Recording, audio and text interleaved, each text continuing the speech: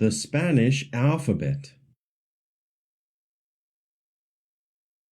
Spanish has 27 letters, one more letter than the English alphabet. That letter is the letter ñ, which we've highlighted in green. Let's say the ABCs in Spanish, el abecedario.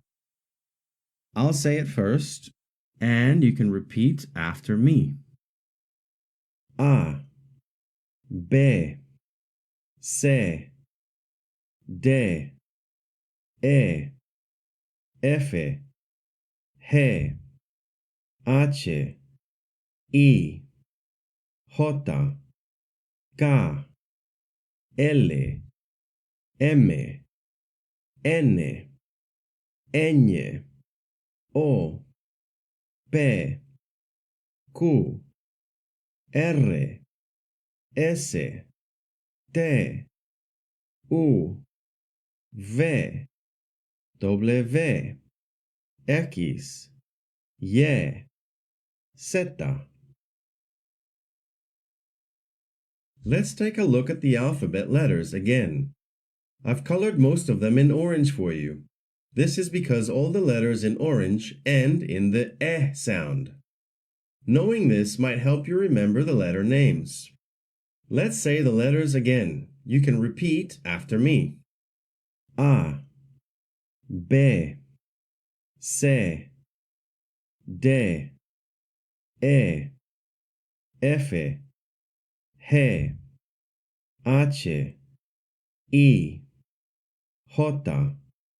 K, L, M, N, Ñ, O, P, Q, R, S, T, U, V, W, X, Y, Z. The vowels in Spanish are named as follows: A, E, I, O, U. Let's say them one by one first. Repeat after me. A, E, I, O, U. Now I'm going to say them all together first, and then you try saying them after me. Ready? A, E, I, O, U. Now you try.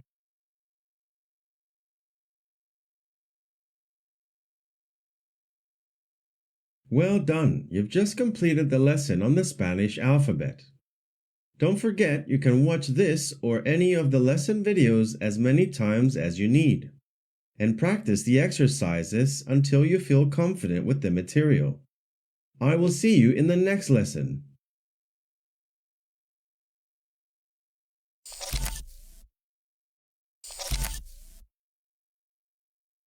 The letter sounds.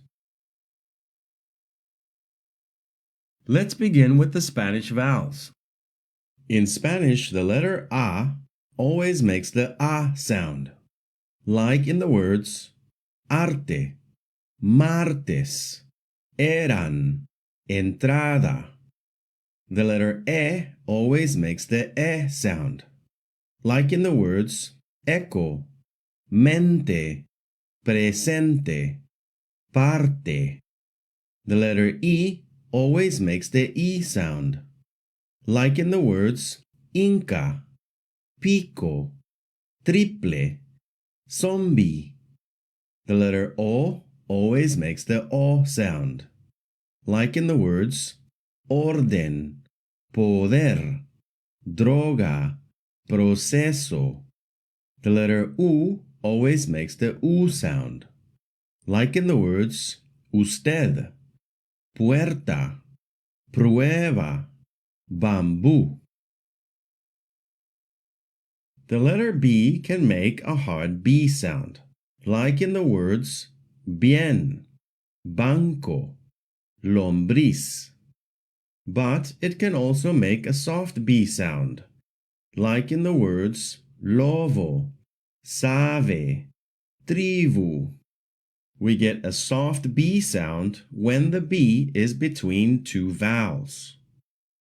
The letter C in Spanish can make a hard C sound like in the words casa, coco, campo. But it can also make a soft C sound like in the words cielo, cinco, receta. This happens when the C is followed by an E or an I. The letter D in Spanish can make a hard D sound, like in the words dia, dulce, Andrés. But it can also make a soft D sound, like in the words dedo, mudo, pintado, when the D is between two vowels. The soft D sound is similar to the TH sound in English. The letter F in Spanish makes a strong F sound, like in the words fuente, enfermo, golf. The letter G in Spanish can make a hard G sound, like in the words gato, gusto, agua. But it can also make a soft G sound, like in the words gente, gigante, inteligente. This happens when the G is followed by an E or an I. In Spanish, the letter H is always silent. Whether it's at the beginning, in the middle, or at the end of the word, it's never pronounced. Here are some examples of words that have the letter H. Hola, hotel, ahora. The letter J in Spanish always makes a strong H sound, like in the words Juan, jirafa, mujer. In Spanish, the letter K is almost always used in loanwords, words borrowed from other languages. Native words typically use the C or the QU to represent the K sound. Here are some examples of words that use the letter K in Spanish. Kilo, koala, kiwi. In Spanish, the letter L makes the hard L sound, like in the words luna, leche, caliente. In Spanish, the letter M makes a hard M sound, like in the words música, cama, palmera. The letter N in Spanish makes a hard N sound, like in the words novela, nivel, panda. The letter ñ makes the NY sound, similar to the NY sound in the English word canyon. This letter is not in the English alphabet, but it's very common in Spanish. Here are some words that use the letter ñ. Año, niño, mañana. The letter P in Spanish makes a hard P sound, like in the words pan, puerta, siempre. The letter R in Spanish makes two distinct sounds. The rolling R sound, like in the words robo, carne, lugar.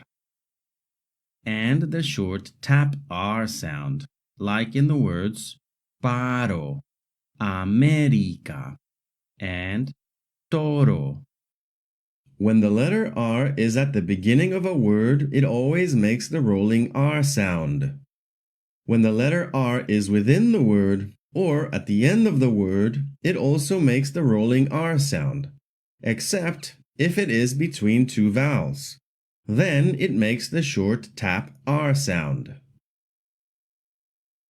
The letter S in Spanish makes a hard S sound, like in the words sol, santo, casa.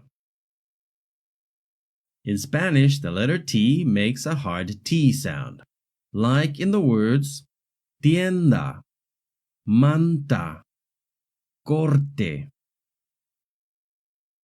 The letter V in Spanish makes a hard B sound, like in the words vaca, vino, verde. But it can also make a soft B sound when it is between two vowels, like in the words nuevo, suave, lava. The letter W in Spanish is only used in foreign words, and it usually keeps the hard W sound, like in whiskey or Wi-Fi.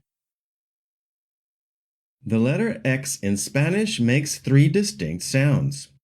The more common KS sound, like in the word examen, the S sound, like in the word Xiomara, and the soft H sound, like in the word Mexico.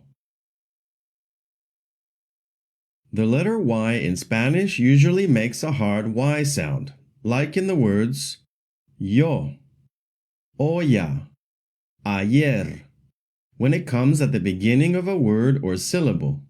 But when Y appears within or at the end of a word, it often acts as a vowel, sounding like the English EE, like in the words hoy, muy, rey.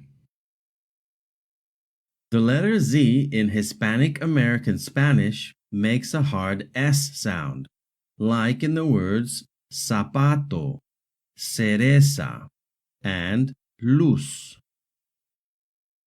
These are the Spanish digraphs.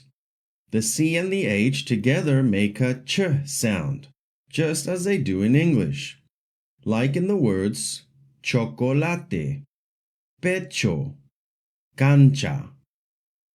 Two L's together make a hard Y sound, like in the words llave, calle, pollo. Two R's together always make a rolling R sound, like in the words perro, corre, carrera. The double R only appears between vowels and never at the beginning or end of a word. The Q and the U together make a hard K sound. In Spanish, they are always followed by an E or an I, and the U is always silent, like in the words queso, quinto, toque. When a G is followed by an E or an I, it normally makes a soft G sound, like in the word gente. But when we want the G to make a hard G sound before an E or an I, we add a silent U after the G, like in the words guitarra, guerra, juguete. Well done completing the lesson on letter sounds. Remember, you can watch this video as many times as you need and practice the exercises until you feel confident with the material. I will see you in the next lesson.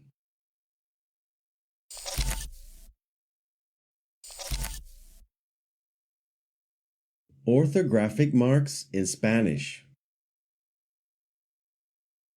The tilde.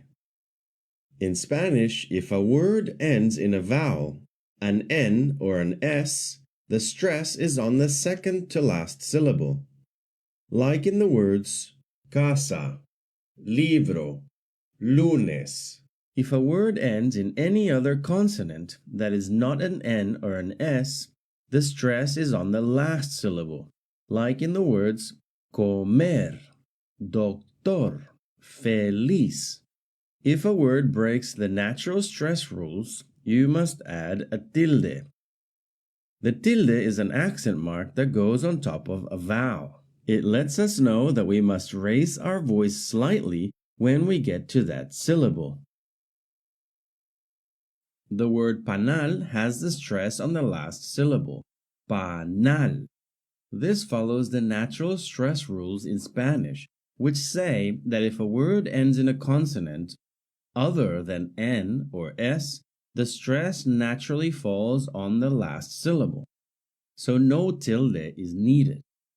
The word mama, however, also has stress on the last syllable, ma, but it ends in a vowel. According to the Spanish stress rules, if a word ends in a vowel, N or S, the stress should fall on the second to last syllable. Since ma breaks that rule by stressing the last syllable instead, a tilde is added on the last A to show this irregular stress. When reading Spanish words, the key takeaway is this. Every time you see a tilde, that is where the stress falls, which means you must raise your voice at that point. For the word mama, the tilde is on the last A. So that means you must raise your voice on the last syllable, like this, ma. When writing Spanish, you must know when to use a tilde.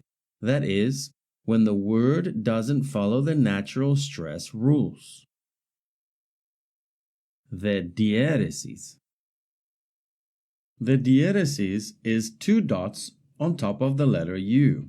It is exclusively used on the letter U and only in two situations. When you have a GUE or a GUI, and you want the U to be pronounced. Why do we need the diéresis? Normally in Spanish, when you have a GUE or a GUI, the U is always silent. But there are a few words which break this rule. In these words, we want to pronounce the U, so we mark the U with the diéresis to let the reader know this U must be pronounced.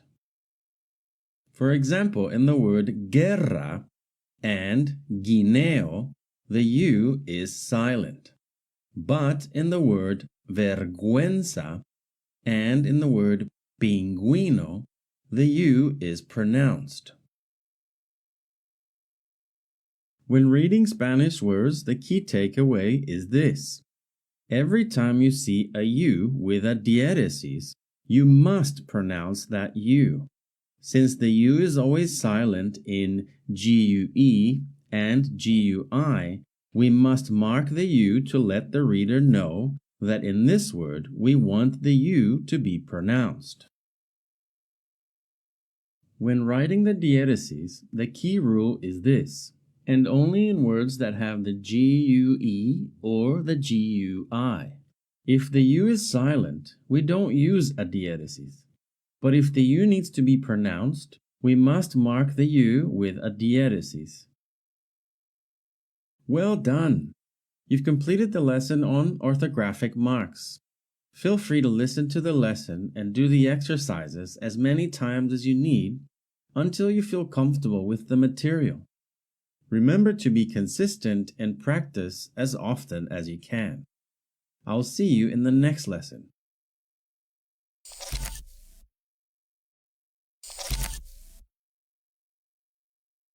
Common items. In this lesson, we're going to learn some of the most common everyday items, things like car, house, dog, pencil, and book. These words are easy to remember and super useful because we see them all the time in real life. By learning these nouns, we'll start building the foundation for Spanish sentences. You'll soon be able to say simple phrases like, I have a dog, or the house is big. Let's get started with these essential items and get comfortable naming the world around us in Spanish. Carro, car. Casa, house. Balón, ball. Flor, flower. Gato, cat. Perro, dog. Lápiz, pencil. Libro, book. Pieza, piece. Árbol, tree. Well done learning some common items. Remember, keep practicing until you feel confident with the material. See you in the next video.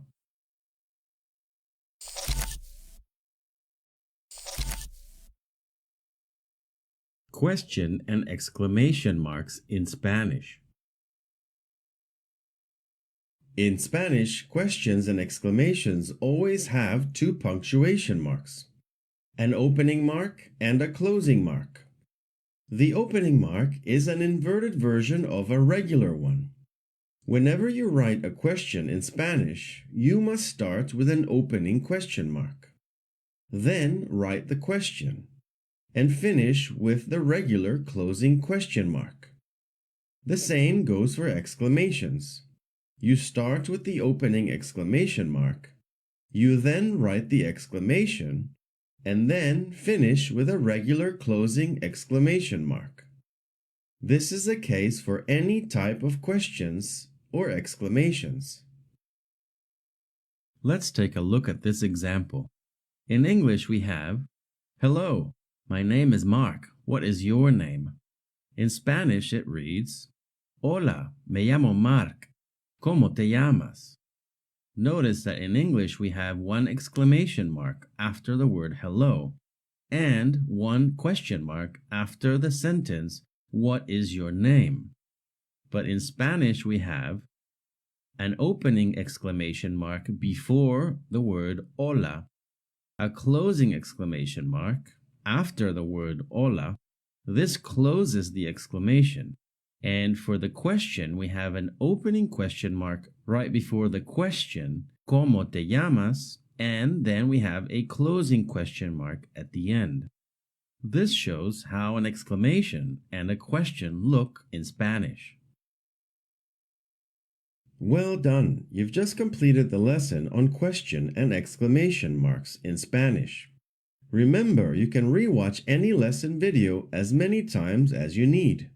The goal is to become more and more familiar with the material at your own pace. If you're having trouble remembering anything, it's perfectly okay. Go back and review sections of the lesson and keep practicing. Learning a new language is a marathon, not a sprint. We're thrilled to be on this journey with you, so keep going and keep growing, one lesson at a time. I will see you in the next lesson.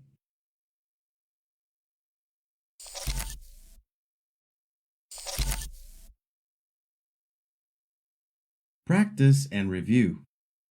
In previous lessons, I introduced the core building blocks, the fundamentals of the Spanish language.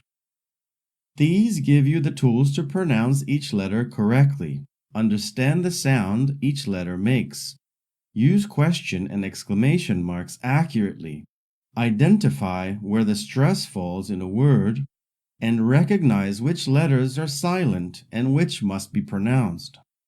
By mastering this material, you'll be able to read, write, and speak any Spanish word. Now we can begin refining your skills and focusing on pronunciation. Remember, pronunciation isn't about adopting a regional accent. It's about mastering the foundational rules that govern how every word is pronounced in Spanish. Let's move on to the practice session. How do you say tree in Spanish?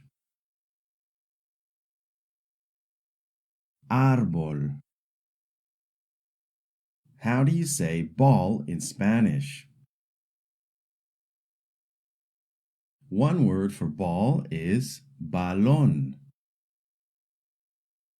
How do you say car in Spanish? One word for car is carro. How do you say house in Spanish? Casa. How do you say flower in Spanish? Flor. How do you say cat in Spanish? Gato. How do you say dog in Spanish? Perro. How do you say pencil in Spanish? Lápiz. How do you say book in Spanish? Libro. How do you say piece in Spanish? Pieza. Let's practice reading a few simple words. Try reading this word. Cosa. Cosa. Now you try. Try reading this word. Lupa. Lupa. Now you try. Try reading this word. Lente. Lente. Now you try. Try reading this word. Papel. Papel. Now you try. Try reading this word. Punto. Punto. Now you try. Try reading this word. Lindo. Lindo. Now you try. Try reading this word. Remember, if the C is followed by an E or an I, it makes a soft C sound. Centro. Centro. Now you try. Try reading this word. Cinco. Cinco. Now you try. Try reading this word. Gusto. Gusto. Now you try. Try reading this word. Gente. Gente. Now you try. Try reading this word. México. México. Now you try. Try reading this word. Mancha. Mancha. Now you try. Try reading this word. Remember, two L's together make a Y sound, like the Y in English. Llanta. Llanta. Now you try. Try reading this word. Calle. Calle. Now you try. Try reading this word. Remember, two R's together make a rolling R sound. Carro. Carro. Now you try. Try reading this word. Remember, in Spanish, the Q is always followed by a U, and together they make a hard K sound. Quinta. Quinta. Now you try. Try reading this word. Poquito. Poquito. Now you try. Try reading this word. Remember, when the R is between two vowels, it makes a short tap R sound. Pero. Pero. Now you try. Try reading this word. When the D is between two vowels, it makes a soft D sound, similar to the TH in English. Dedo. Dedo. Now you try. Try reading this word. When the B is between two vowels, it makes a soft B sound. Lovos, lovos. Now you try. Try reading this word. When the G and the U are followed by an E or an I, the U is silent. Guineo, guineo. Now you try. Try reading this word. Guitarra, guitarra. Now you try. Try reading this word. Extra, extra. Now you try. Try reading this word. In Hispanic America, the letter Z makes an S sound. Zapato, zapato. Now you try. Try reading this word. Mesa, mesa. Now you try.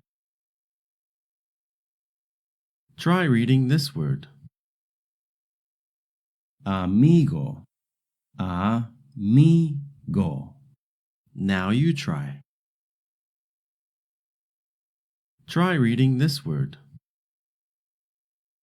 Mama, ma. Now you try. Try reading this word. Café, café.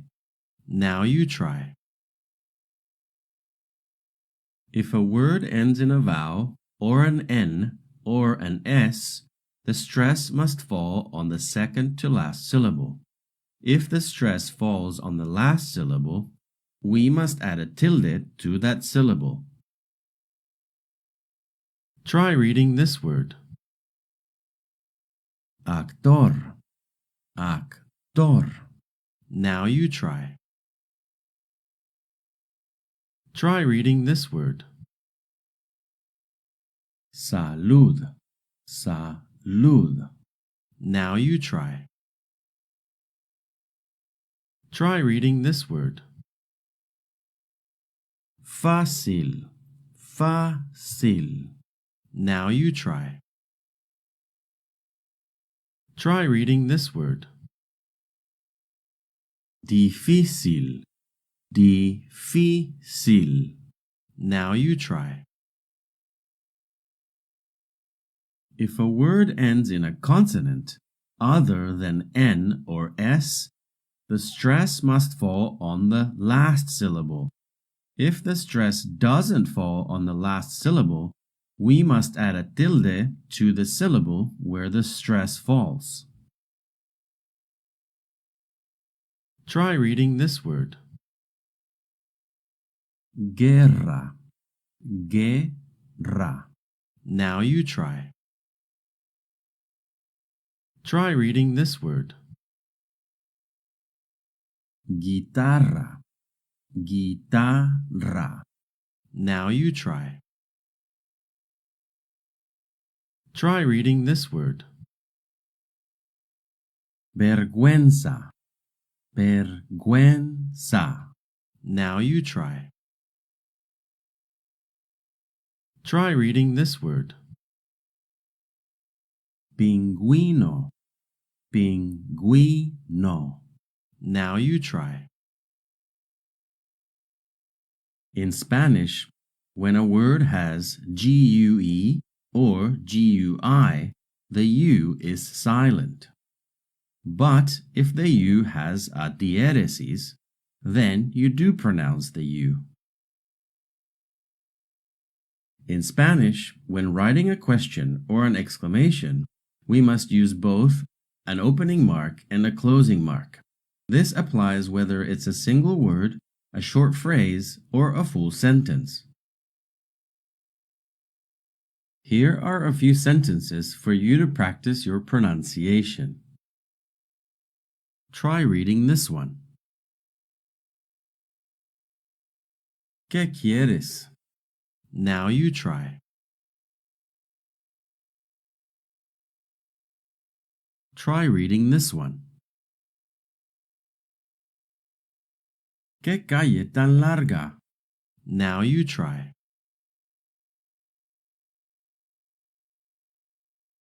Try reading this one. Mi hermano corre rápido. Now you try.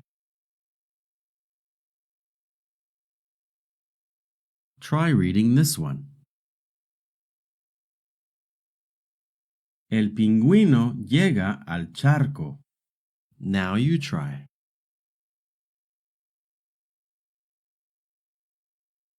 Try reading this one.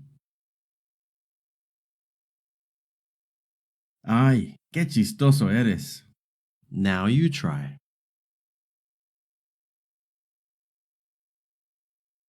Try reading this one. ¿Quién grita allá? Now you try. Try reading this one. Busca el queso en la esquina. Now you try. How do you say hello? Hola. How do you say goodbye? Adios. How do you say good morning? Buenos días. How do you say good afternoon?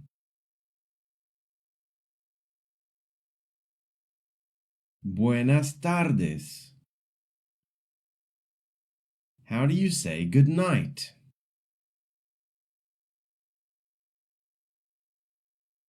Buenas noches. How do you say please?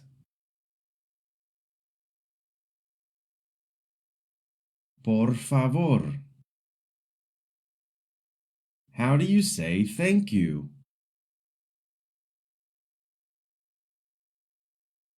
Gracias. How do you say you're welcome? De nada. How do you say I'm sorry? Perdón. How do you say my name is Maria?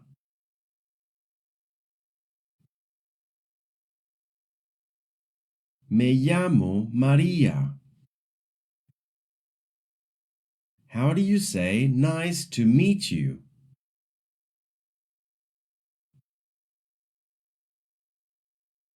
Mucho gusto. How do you ask, how are you?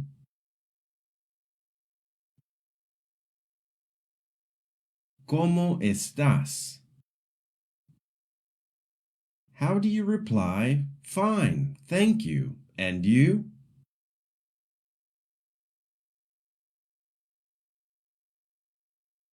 Bien, gracias. ¿Y tú? Well done. You've just completed the practice and review for lessons 1 through 4, a major milestone in your Spanish learning journey.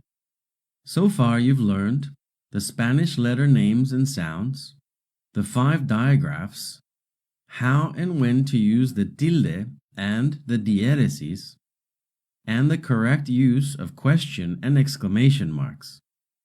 You also practice reading both individual words and simple sentences. Excellent progress. If you feel confident, you're ready to move on. If not, it's totally fine to review any section again. Learning a language is all about consistency and practice. See you in the next lesson.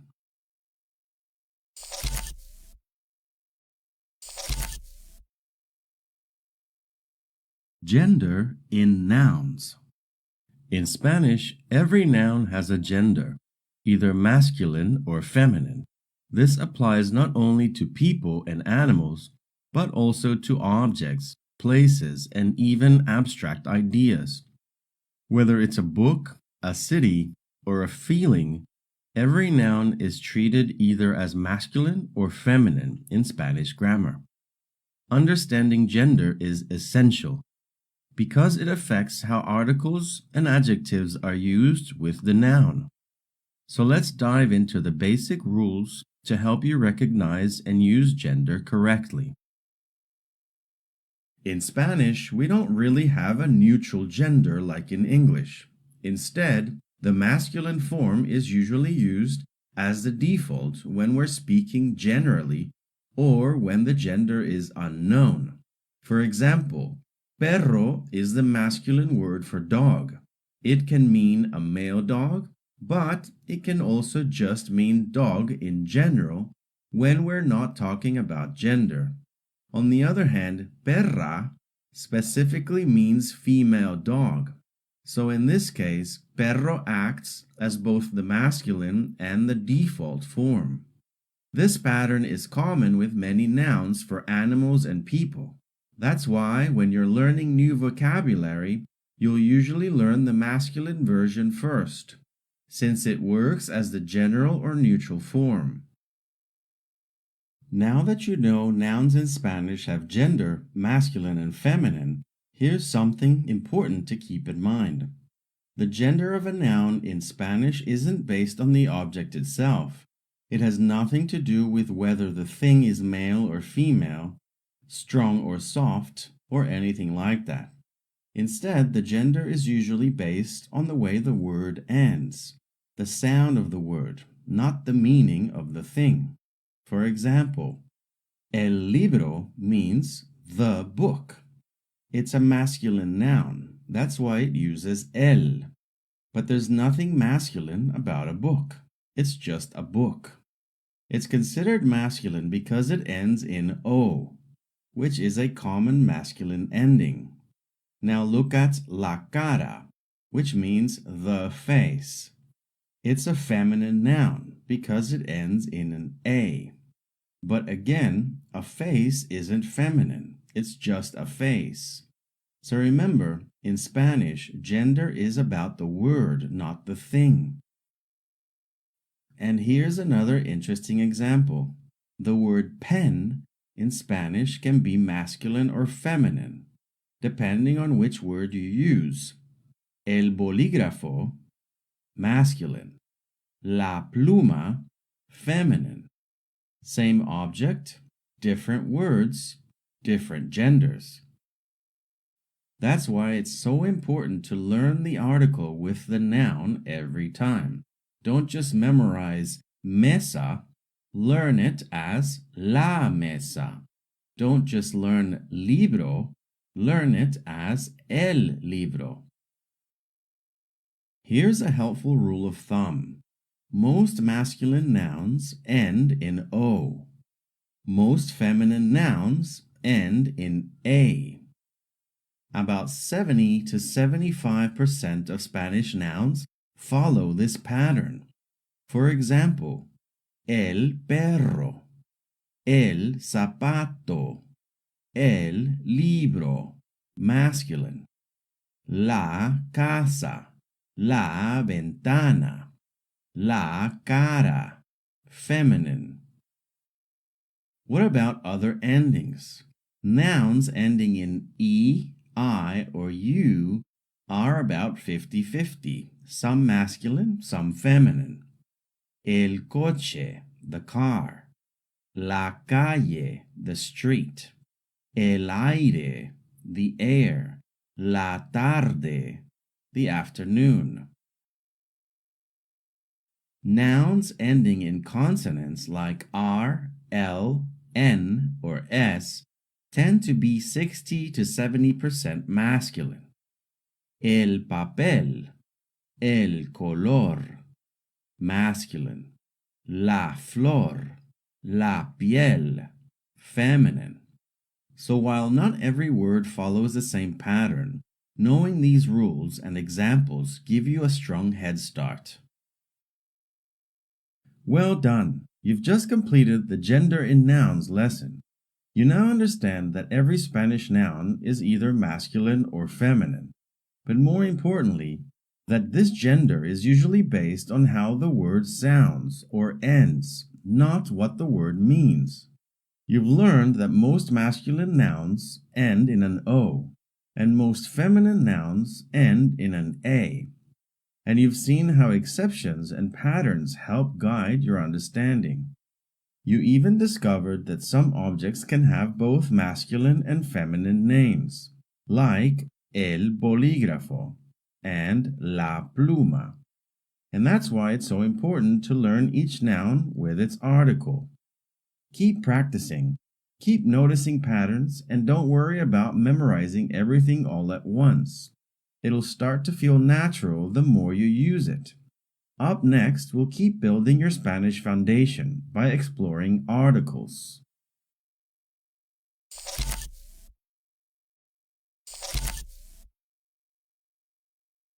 Definite and indefinite articles. What is an article? In English, we use words like the or a or an before nouns. These are called articles. Spanish uses articles too, but they must match the gender and the number of the noun. Let's look at how we say the word the in Spanish. In English, we use the same word, the, for everything. The car, the house, the cars, the houses. It never changes. But in Spanish, the word the changes depending on two things: the gender of the noun, masculine or feminine, and whether the noun is singular or plural. Now take a look at the diagram. At the top, we have the English word the. It splits into two sides. On the left, we have masculine nouns. For masculine singular nouns, we use el. For masculine plural nouns, we use los. For example, el carro, the car. Los carros, the cars. On the right, we have feminine nouns. For feminine singular nouns, we use la. For feminine plural nouns, we use las. For example, la casa, the house. Las casas, the houses. So just remember, use el and los with masculine nouns. Use la and las with feminine nouns, and always match singular or plural. Now that we've learned how to say the in Spanish, let's talk about how to say a, an, and some. These are called indefinite articles. In English, we say a car, a house, some cars, some houses. Just like with definite articles, in Spanish, the word changes depending on the gender, masculine or feminine, and the number, singular and plural. Let's look at the diagram. At the top, we see a, an, and some in English. These split into two sides again. On the left, we have masculine nouns. For one masculine object, we use un. For example, un carro, a car. For more than one, we use unos. For example, unos carros, some cars. On the right, we have the feminine nouns. For one feminine object, we use una. For example, una casa, a house. For more than one, we use unas. For example, unas casas, some houses. So just like before, use un and unos with masculine nouns. Use una and unas with feminine nouns, and always match singular or plural. Well done! You've just completed the lesson on definite and indefinite articles. Now you know how to say the, a, an, and some, and how they change depending on whether the noun is masculine or feminine, singular or plural. So just to quickly review, use el and los for masculine definite articles, la and las for feminine definite articles. Use un and unos for masculine indefinite articles. Use una and unas for feminine indefinite articles. It might seem like a lot now, but with a little practice, this will become second nature. Keep going. You're building a strong foundation. See you in the next video.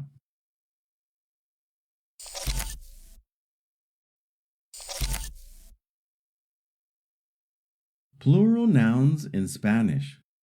In this short lesson, you'll learn how to make nouns plural in Spanish. It's simple when you know the rules. Let's get started.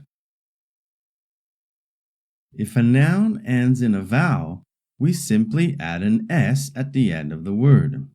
For example, carro, carros, casa, casas.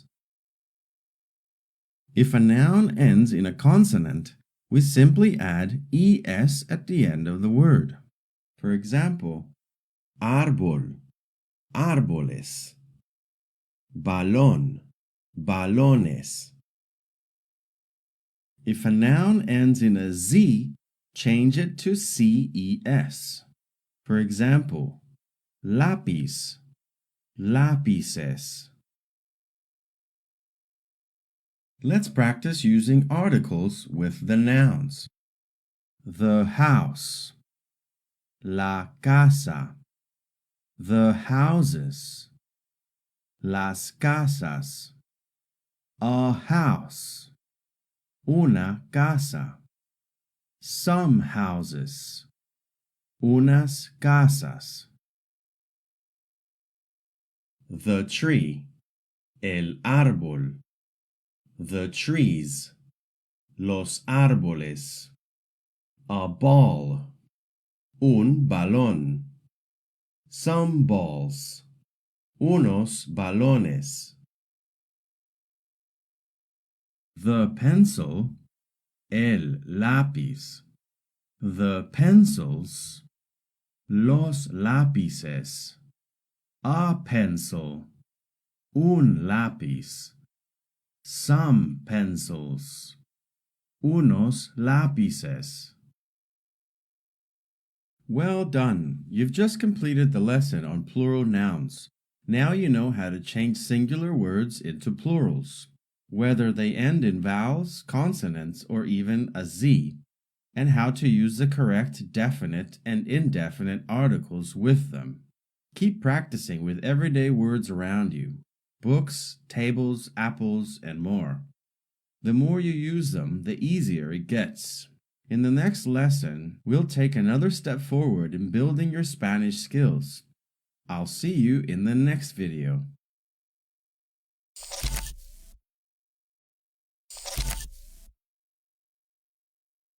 The colors in Spanish. In this lesson, we're going to learn all the basic colors in Spanish, plus gold and silver. We'll also learn how to say dark and light, so you can describe different shades of colors. In Spanish, color means color, and the plural is colores. Since color ends in a consonant, we make it plural by adding ES to the end. The color, el color. The colors, los colores. Let's learn the colors in Spanish. White in Spanish is blanco. Black in Spanish is negro. Gray in Spanish is gris. Yellow in Spanish is amarillo. Red in Spanish is rojo. Orange in Spanish is anaranjado. Green in Spanish is verde. Blue in Spanish is azul. Purple in Spanish is morado. Pink in Spanish is rosado. Brown in Spanish is café. Light blue in Spanish is celeste. Beige in Spanish is beige. Silvery in Spanish is plateado. Golden in Spanish is dorado. Dark in Spanish is oscuro. Light in Spanish is claro. You'll notice that colors ending in O are considered masculine, and they usually have a feminine form that ends in A. For example, blanco, blanca. Colors that end in letters other than O or A generally do not change and are used for both masculine and feminine nouns. For example, azul, which is blue.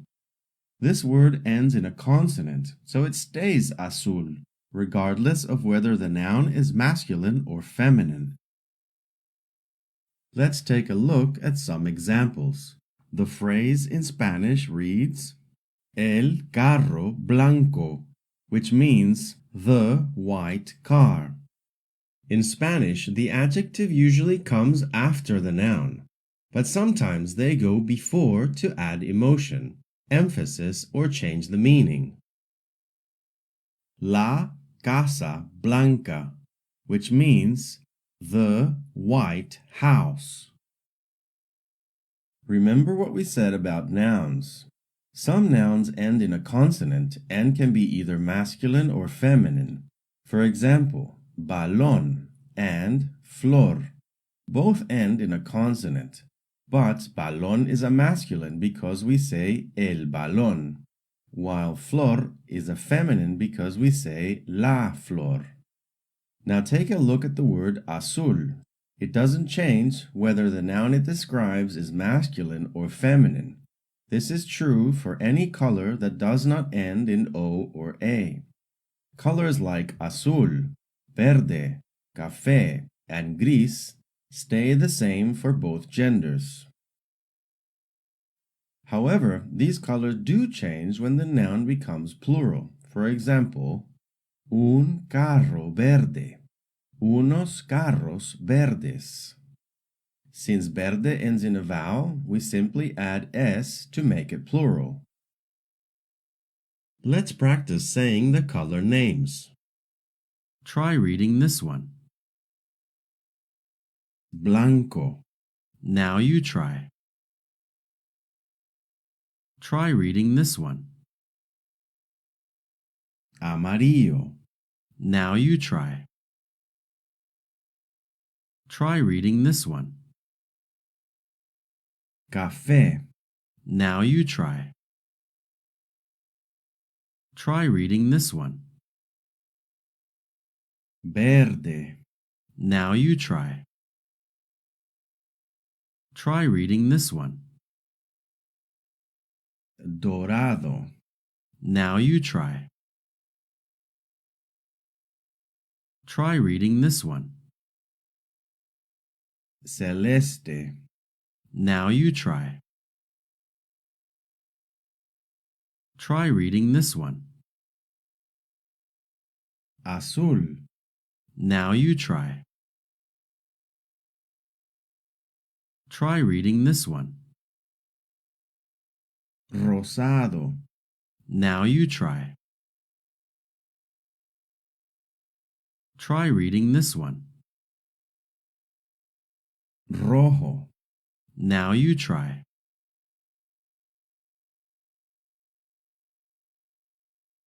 Well done learning the basic colors in Spanish. I'll see you in the next video.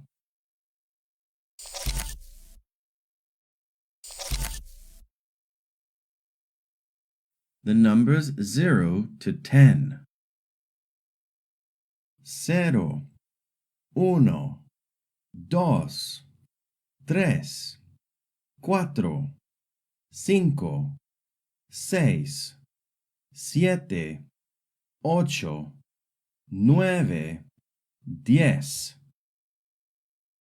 In Spanish, the number 1 is uno when counting. Uno, dos, tres, and so on. But when you're talking about one object, uno changes based on the gender of the noun. You can use un for masculine nouns. Un carro, one car. You can use una for feminine nouns. Una casa, one house. So the word uno is used when counting or on its own. The word un when counting one masculine object, and the word una when counting one feminine object. For example, let's say someone asks you, ¿Cuántos carros tienes? How many cars do you have? You can answer, Yo tengo un carro. I have one car. Or you can drop the noun and just say, Yo tengo uno. I have one. So remember, use un or una with a noun and use uno without the noun. Una casa. Dos casas. Tres casas. Cuatro casas. Cinco casas. Seis casas. Siete casas. Ocho casas. Nueve casas. 10 casas. Well done! You've just completed the lesson on numbers 0 to 10. Not only did you learn how to count in Spanish, but you also learned how to use these numbers correctly in context, especially the difference between uno, un, and una. Keep practicing what you've learned, and don't forget to review when you need to. Repetition is key. See you in the next video.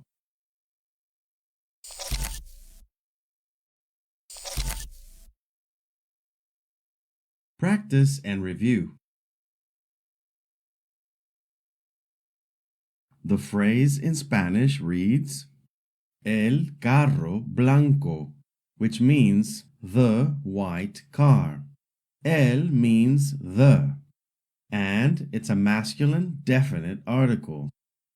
Carro means car, and it's a masculine noun that ends in an O. Blanco means white, and it's the masculine form of the word. In Spanish, the noun typically goes before the adjective. Try reading this one.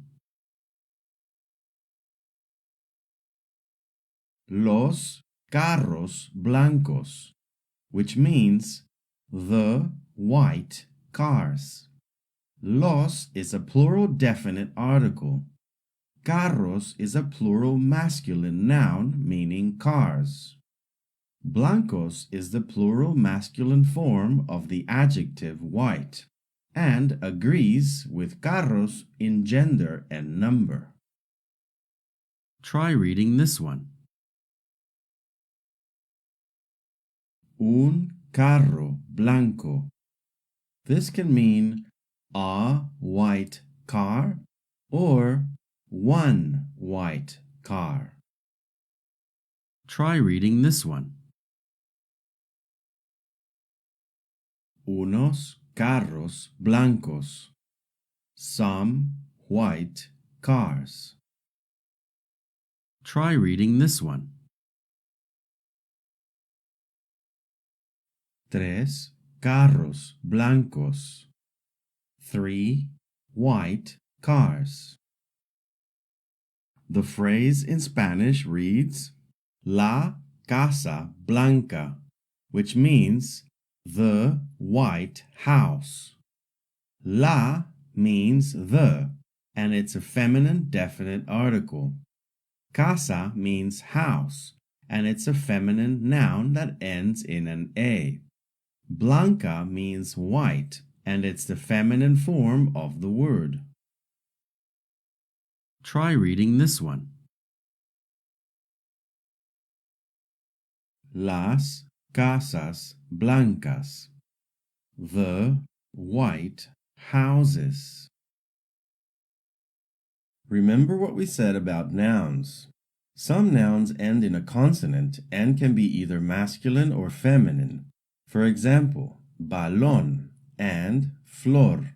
Both end in a consonant, but balón is a masculine because we say el balón, while flor is a feminine because we say la flor.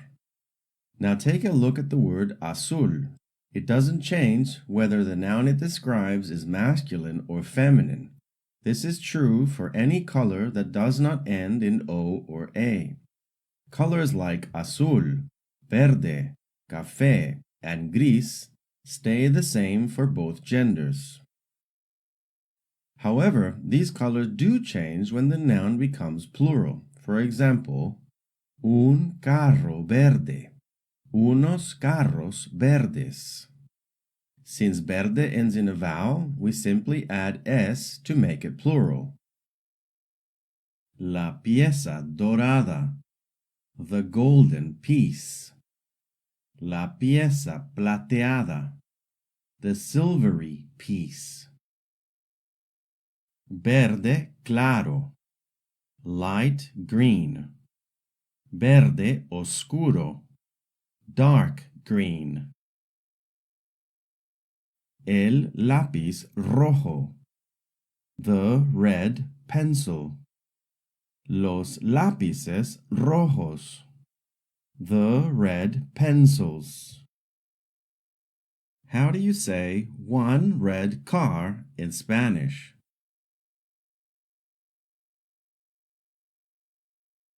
Un carro rojo. How do you say 9 green cars in Spanish? Nueve carros verdes. How do you say 5 pink cars in Spanish? Cinco carros rosados. Well done! You've just completed the practice and review for lessons 5 to 7. In these lessons, we learned the names of colors in Spanish, how to say dark, light, golden, and silvery, and how to match colors with nouns by gender, like blanco and blanca. We also covered singular and plural nouns, how to make them plural using s, es, and ces, and how to use definite and indefinite articles like el, la, un, and una. You practice combining masculine nouns with the correct masculine articles and adjectives, and saw how colors that don't end in O or A, like verde or gris, stay the same for gender but change for number, like verde to verdes.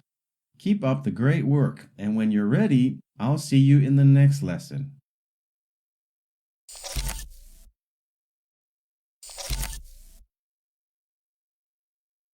Subject pronouns.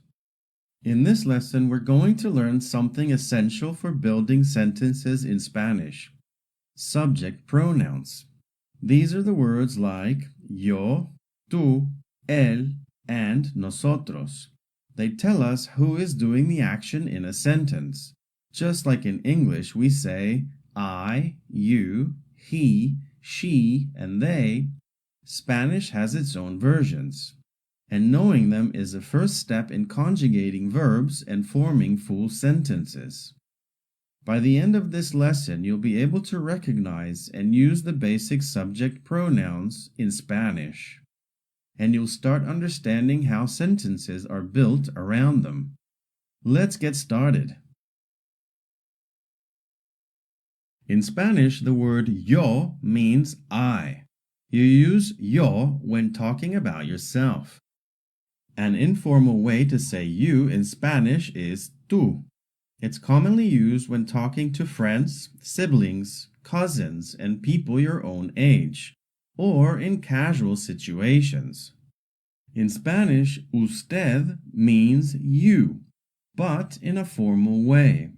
You use usted when you're talking to someone you don't know well, someone older, or in respectful situations, like with a teacher, a doctor, or in a job interview. In Spanish, él means he. You use it when you're talking about a man, a boy, or any male person. In Spanish, ella means she. You use it when you're talking about a girl, a woman, or any female person. Ellos means they in Spanish.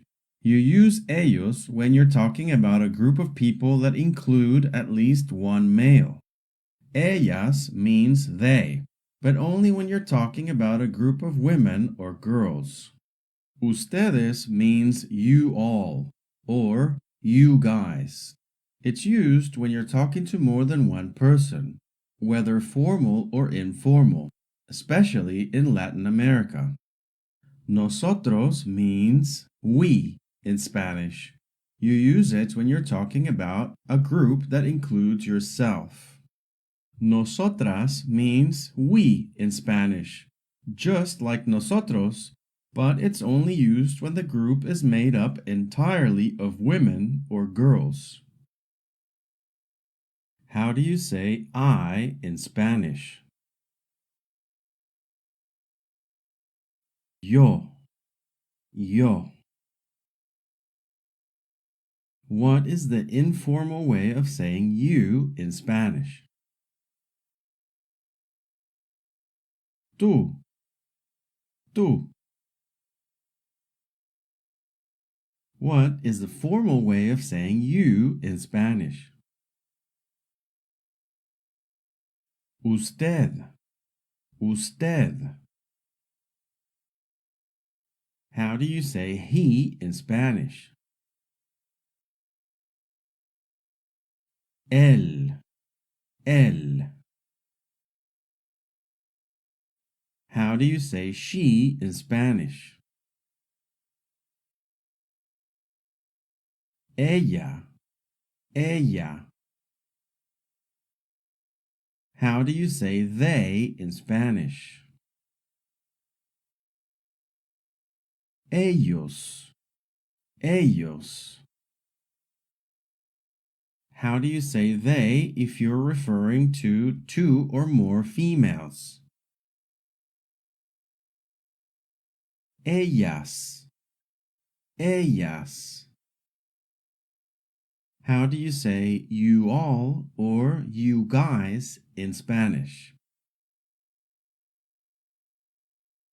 Ustedes, ustedes. How do you say we in Spanish? Nosotros, nosotros.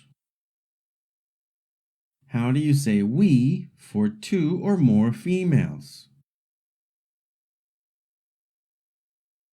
Nosotras, nosotras. Well done! You've just completed the lesson on subject pronouns in Spanish. Right now, you're learning the essential pieces that will help you understand and speak Spanish more clearly. Even though we're not forming full sentences yet, don't worry. That part is coming soon. In the next lessons, we'll start adding more words so you can begin using these pronouns in simple and useful ways. You're doing great. Keep it up, and I'll see you in the next lesson.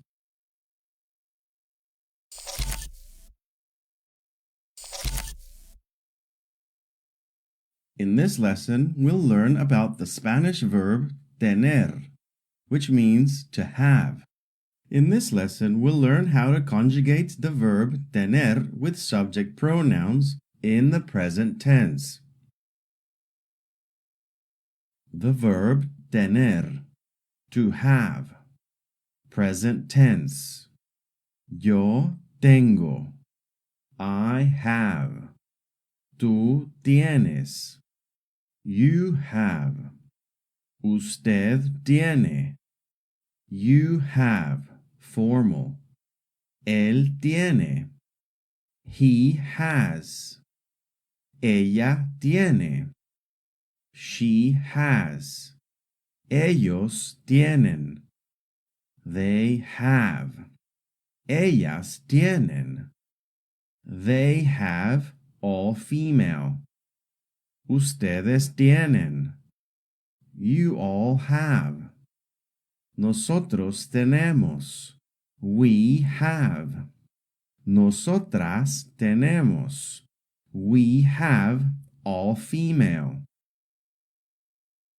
How do you say I have in Spanish? Yo tengo. How do you say you have in Spanish? Tú tienes. What is the formal way of saying you have in Spanish? Usted tiene. How do you say he has in Spanish? Él tiene. How do you say she has in Spanish? Ella tiene. How do you say they have in Spanish? Ellos tienen. How do you say they have when referring to two or more females? Ellas tienen. How do you say you all have in Spanish? Ustedes tienen. How do you say we have in Spanish? Nosotros tenemos. How do you say we have for a group of all women? Nosotras tenemos. Yo tengo un carro rojo. I have a red car. In this example, we're using the subject pronoun yo, so the verb tener changes to tengo, which means I have. The word for a car in Spanish is un carro. The noun carro ends in o, which is a common masculine ending in Spanish. Since carro is masculine, we also use the masculine form of the color, which is rojo. So the full sentence would be, Yo tengo un carro rojo. I have a red car. Tú tienes una casa blanca. You have a white house. In this example, we're using the subject pronoun tú, which means you. The verb tener changes to tienes to match the subject tú. So, tú tienes means you have. The word for a house in Spanish is una casa. Casa ends in an A, which is a typical feminine ending. So we use the feminine article una instead of un. Because casa is feminine, the color also needs to be in its feminine form. So we say blanca instead of blanco. The full sentence is Tú tienes una casa blanca. You have a white house.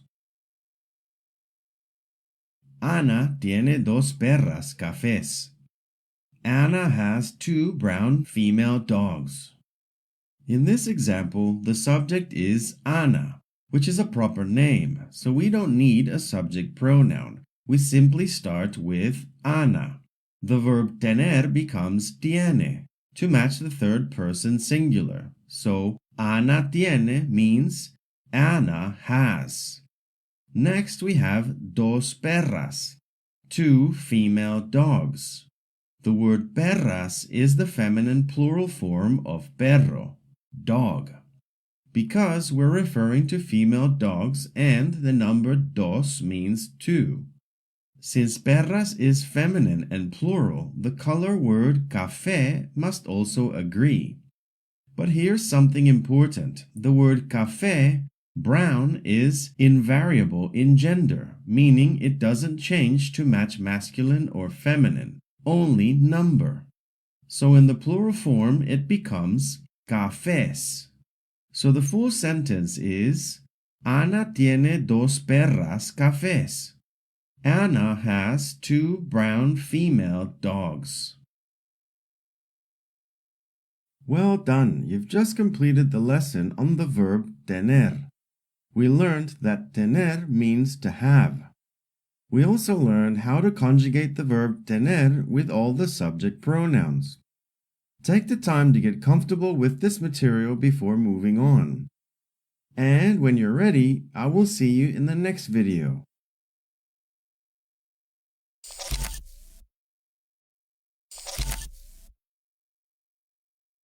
And or in Spanish. In this lesson, we're going to learn two very important little words in Spanish.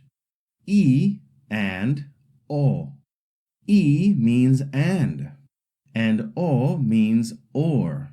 Just like in English, they help us connect words in sentences. Let's get started.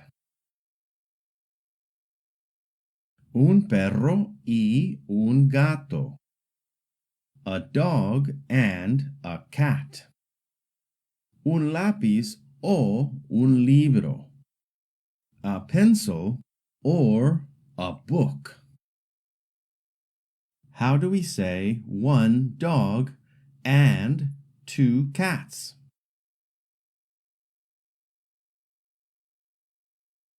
Un perro y dos gatos.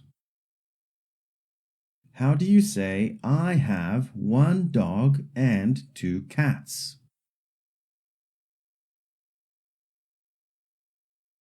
Yo tengo un perro y dos gatos. How do you say I have one male dog and one female dog?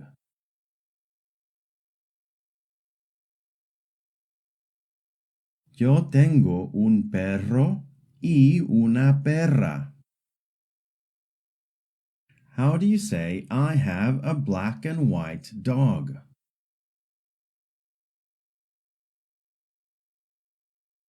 Yo tengo un perro blanco y negro. How do you ask, does he have a dog or a cat?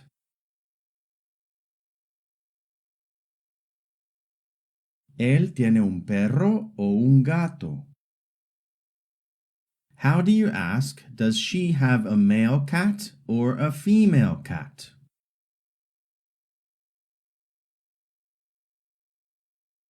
¿Ella tiene un gato o una gata? How do you ask, does Elena have a brown dog or a white dog?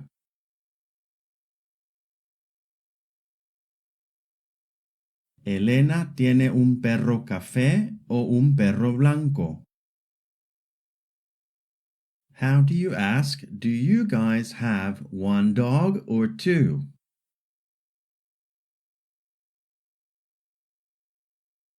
¿Ustedes tienen un perro o dos? Well done! You've just completed the lesson on how to use and or in Spanish. These are just some examples. Remember to practice as much as you need and rewatch the videos a few times until you become comfortable with the material. Remember that learning a new language is not a sprint, it's a marathon. And the more you practice, the more you will remember and internalize what you've learned. When you've had enough time to practice the material, you can move on to the next lesson.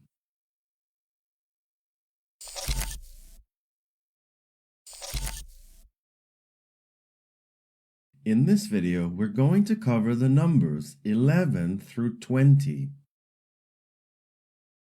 11, 12, 13, 14, 15, 16, 17,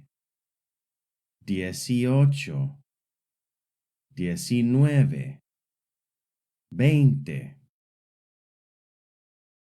11 carros, 12 carros, 13 carros, 14 carros, 15 carros, 16 carros, 17 carros, 18 carros,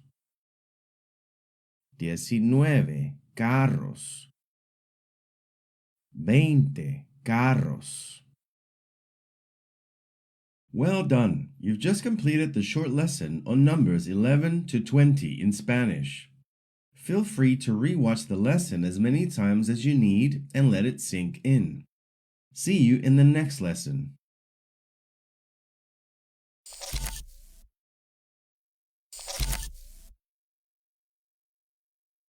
Practice and review.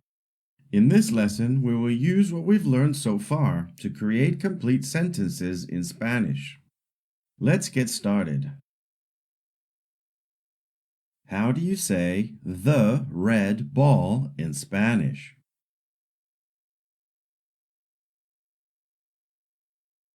El balón rojo.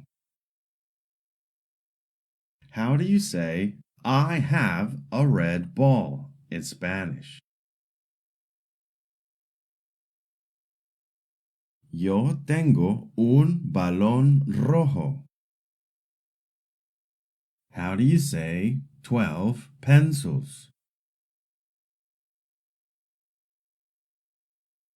12 lápices. Remember, because lápiz ends with a Z, to pluralize the word, we must replace the Z with a CES. How do you say he has 12 pencils? Él tiene 12 lápices. How do you say 2 gray cars in Spanish? Dos carros grises. Because gris ends in a consonant, we add ES to make it plural. How do you say Max has 2 gray cars? Max tiene 2 carros grises. How do we ask, does Carmen have a purple book or a pink book?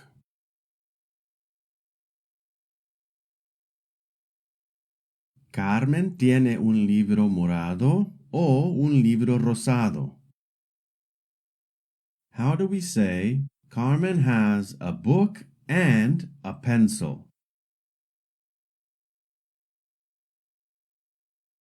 Carmen tiene un libro y un lápiz. How do you ask, do they have one house or 2 houses?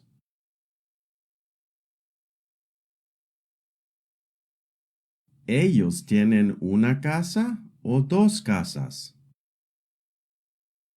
How do you say, he has 5 pencils and 3 books?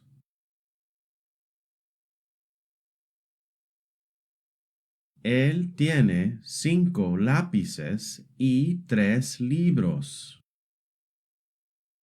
How do you say, Marta and Jose have a house?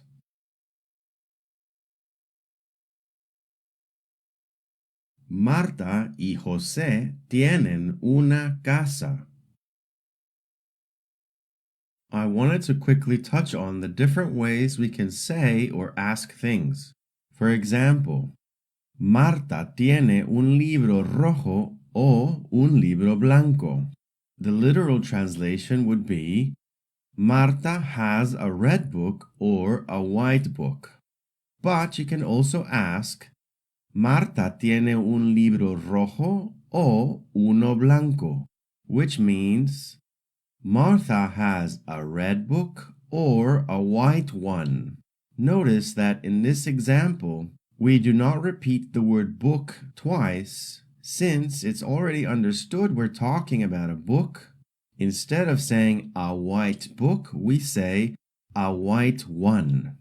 And yet another way we can phrase the question is, Marta tiene un libro rojo o blanco, which literally translates to, Martha has a red or white book.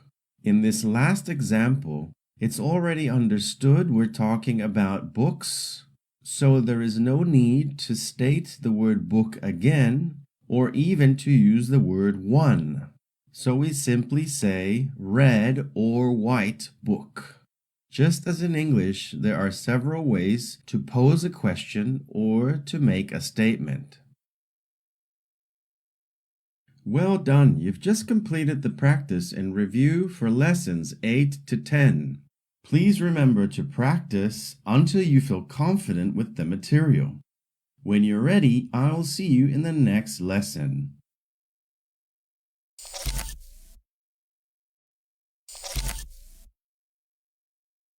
In this lesson, we're going to learn the verb ser, which means to be in Spanish. Let's take a look at how we can use the verb ser with the different subject pronouns. Yo soy means I am. Tú eres means you are, informal.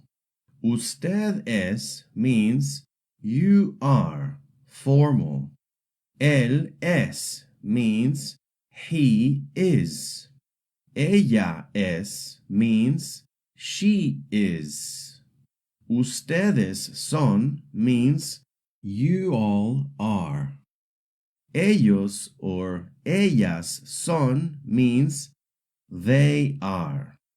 Nosotros or nosotras somos means we are. As you can see, the verb ser, which means to be, changes depending on who you're talking about. When talking about yourself, it becomes soy, I am. When speaking to someone informally, it becomes eres, you are. When talking about someone else, whether it's a man or a woman, it becomes es, he is, she is, you are, formal.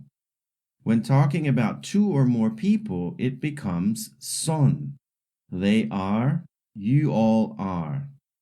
When talking about a group that includes yourself, it becomes somos, we are. These forms are called conjugations, and this is how we conjugate the verb ser with different subject pronouns. Yo soy Daniel. I am Daniel. Ella es Ana. She is Anna. Él es Carlos. He is Carlos. Ellos son Marta y José. They are Marta and José. Well done! You've just completed the lesson on the verb ser, which means to be. In the practice video for this module, we'll create real sentences using everything you've learned so far. Be sure to take your time, review this material carefully, and when you're ready, I'll see you in the next video.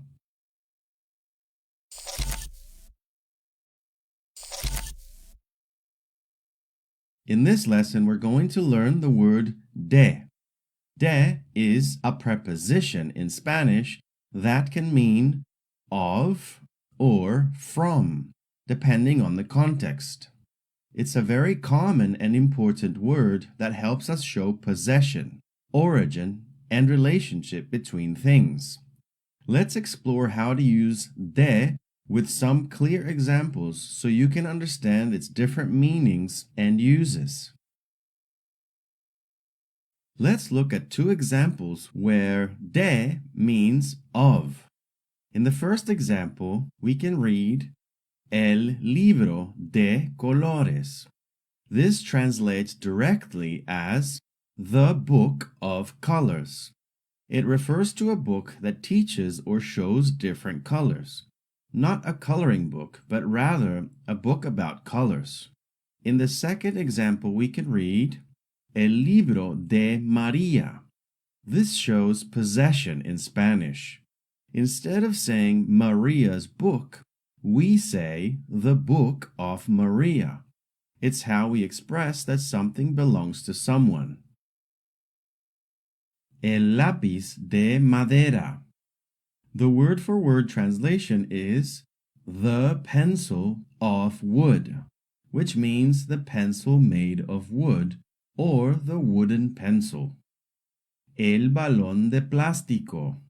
The word-for-word translation is the ball of plastic, which means the ball made of plastic, or the plastic ball.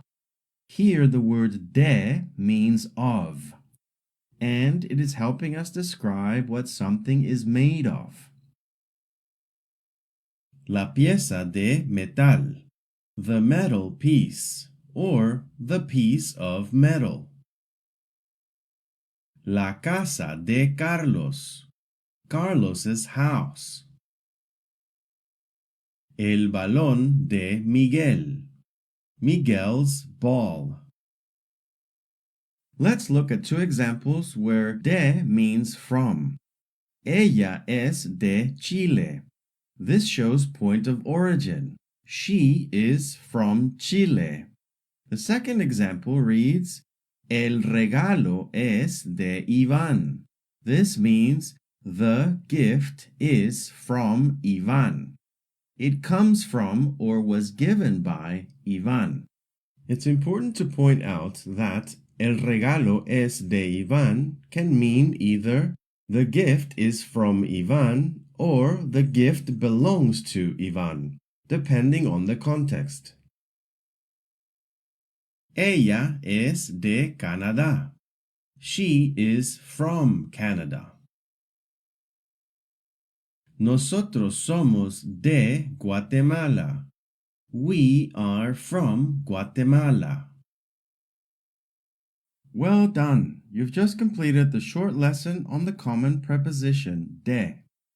In the practice and review lesson for this module, we'll work through a variety of exercises that bring together what you've learned here and in earlier modules. Once you're comfortable with the material, you'll be ready to move on to the next lesson.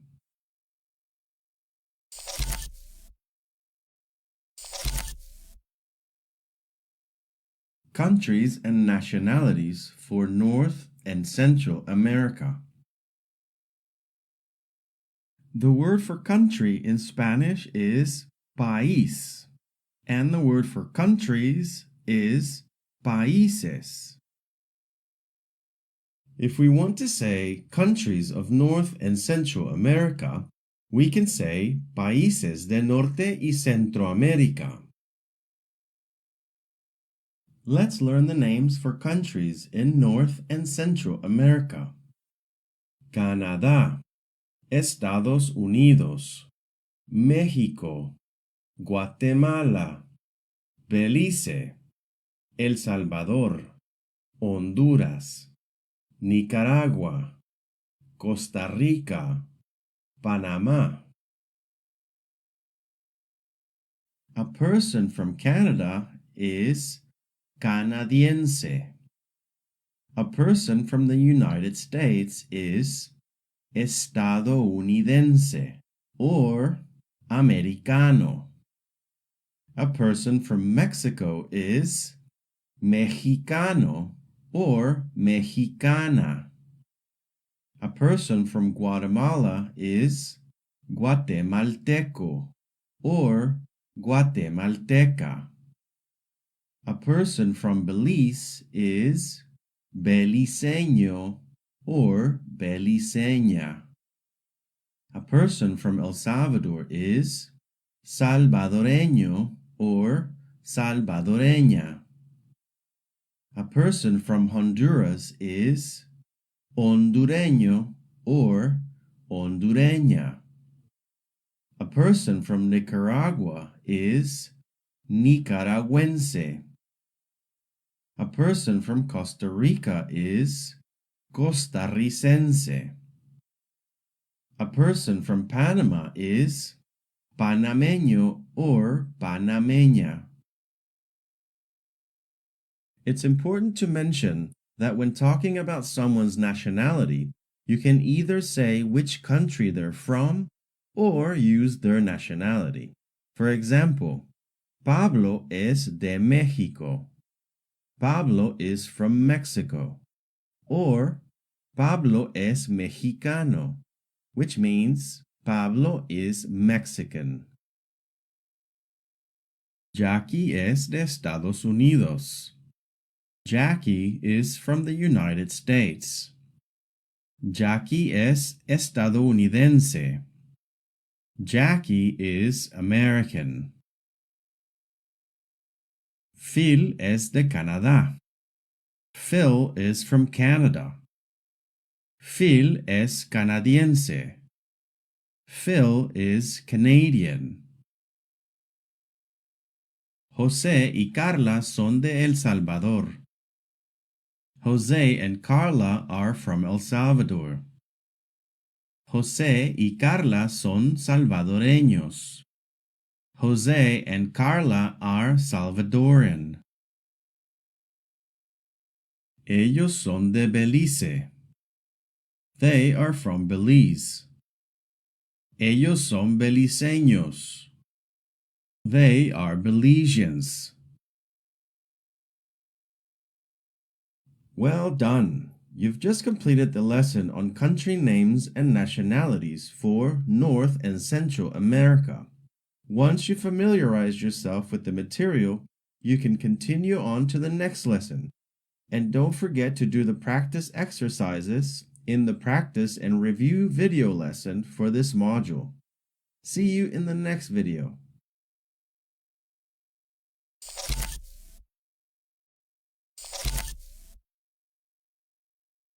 In this short lesson, we're going to learn how to say yes and no in Spanish. Sí y no. In Spanish, the words for yes and no are very simple, and they work just like in English. Sí means yes, and no means no. For example, we can ask, ¿La casa es verde?, which means, is the house green? And we can answer, sí, la casa es verde, which means, yes, the house is green. We can ask, ¿Ellos son de Canadá?, which means, they are from Canada? And we can answer, sí, ellos son canadienses, which means, yes, they are Canadian. We can ask, ¿El lápiz es anaranjado?, which means, the pencil is orange? And we can answer, sí, el lápiz es anaranjado, which means, yes, the pencil is orange. We can ask, ¿Los gatos son blancos?, which means, the cats are white?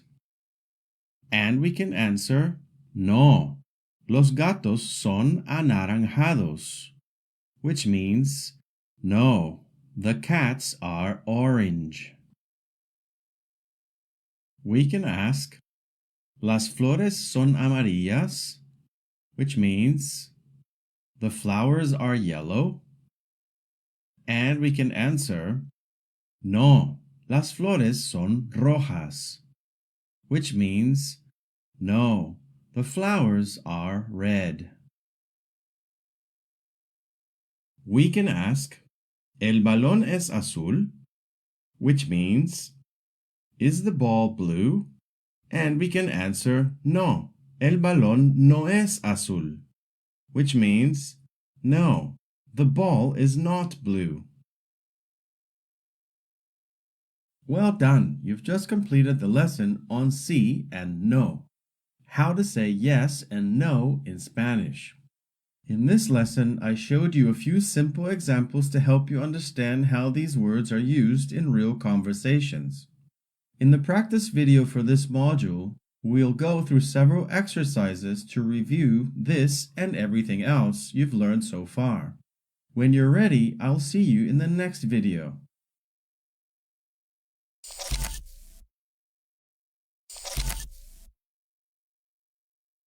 Practice and review. In this module, we learned how to use the verb ser in sentences, as well as the preposition de and its correct usage. We also studied the names and nationalities of the 10 countries in North and Central America, and learned how to say yes and no in Spanish. Now it's time to put everything into practice. Let's get started. What is the name of this country in Spanish? The country's name is Panama. What is this country's nationality?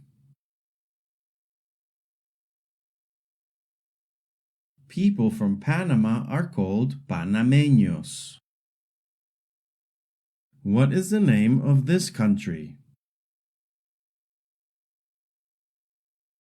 The country's name is Guatemala. What is this country's nationality? People from Guatemala are called Guatemaltecos. What is the name of this country? The country's name is Costa Rica. What is this country's nationality? People from this country are called Costarricenses. What is the name of this country?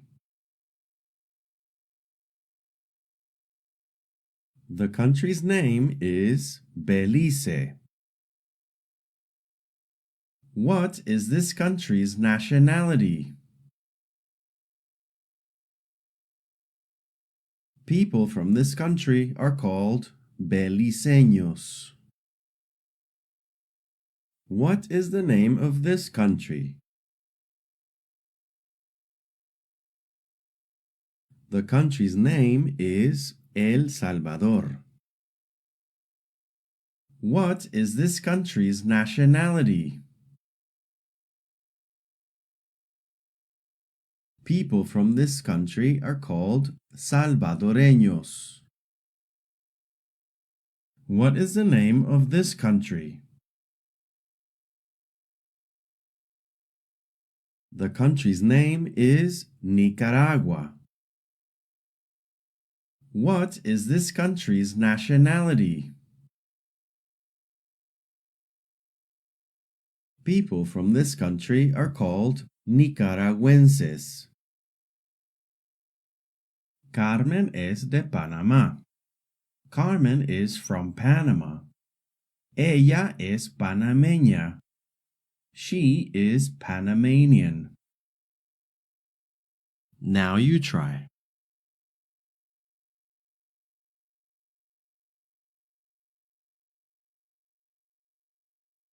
Oscar es de Guatemala. Él es guatemalteco.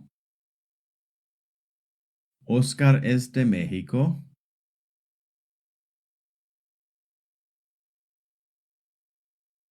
There are several ways we can answer. You can answer, no, Oscar no es de México. Él es de Guatemala. Or, no, Oscar es de Guatemala. Or, No, Oscar es guatemalteco. Carmen, ¿tú eres de Canadá?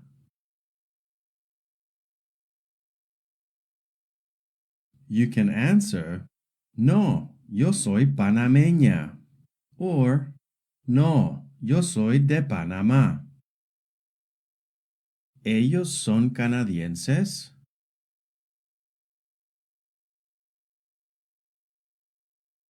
We can answer, no, son americanos. Or, no, ellos son estadounidenses. ¿Ustedes son de Costa Rica?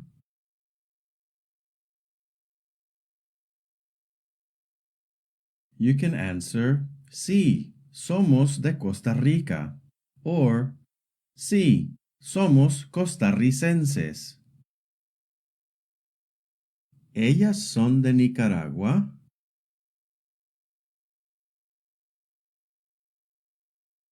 We can answer, sí, ellas son de Nicaragua. Or, sí, ellas son nicaragüenses.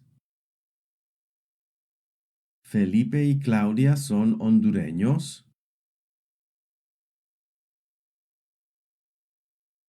We can answer, no, ellos son de Guatemala. Or, no, ellos son guatemaltecos. ¿El lápiz es de Carlos? You can answer, sí, el lápiz es de Carlos. ¿El lápiz de Carlos es amarillo?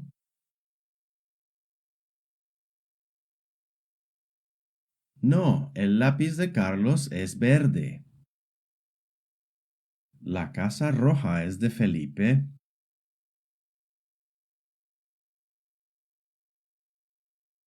You can answer, sí, la casa roja es de Felipe. Or simply, sí, es de Felipe. ¿El libro de colores es de ustedes? You can answer, sí, el libro de colores es de nosotras. We use the word nosotras because the group is all female. ¿La casa es de ellos?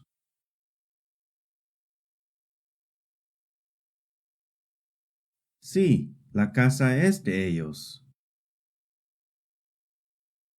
Well done! You've just completed the practice and review for lessons 11 to 14. In this module, we covered sí and no, how to answer basic yes-no questions, the verb ser, which is to be, and how to use it with origin and nationality, 10 countries of Central and North America, their nationalities, and the preposition de, which means from or of. Now it's time to reinforce what you've learned. Please complete the written tests included with this material. When you're ready to move forward, I'll see you in the next video.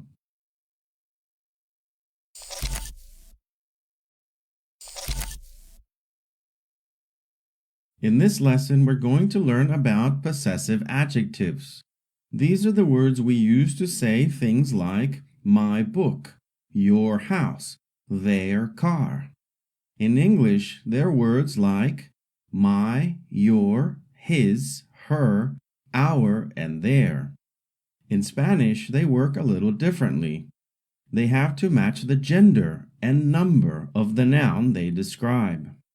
So instead of just memorizing a list, we'll learn how to use them in real sentences. By the end of this lesson, you'll be able to say sentences like Mi libro es azul.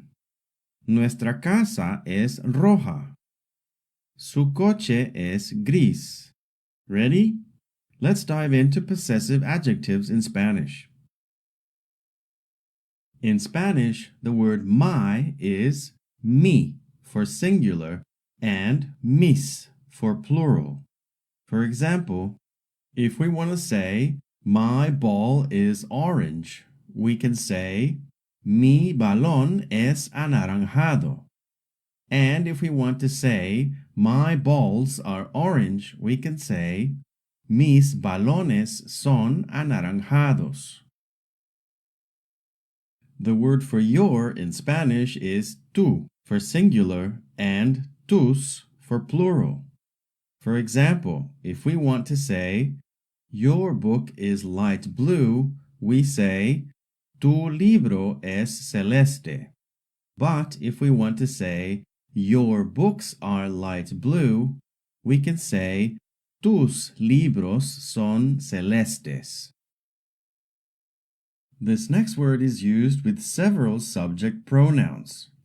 For él, ella, ellos, ellas, usted, and ustedes, we can use su for singular and sus for plural.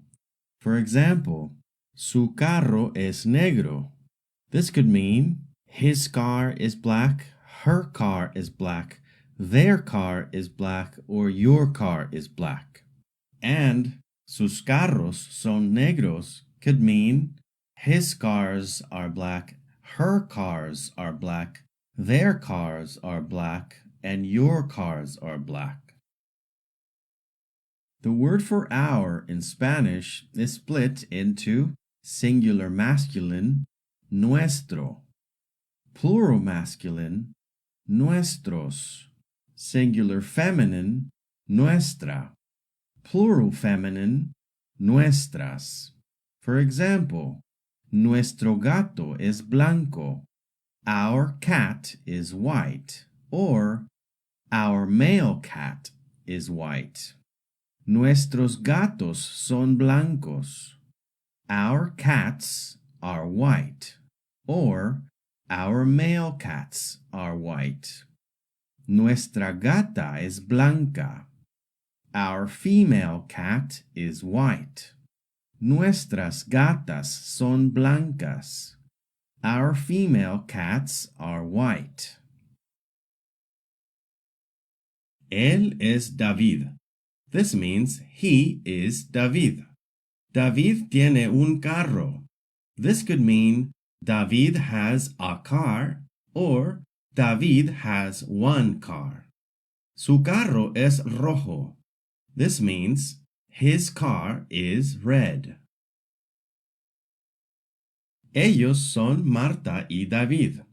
This means they are Marta and David. Marta y David tienen una casa.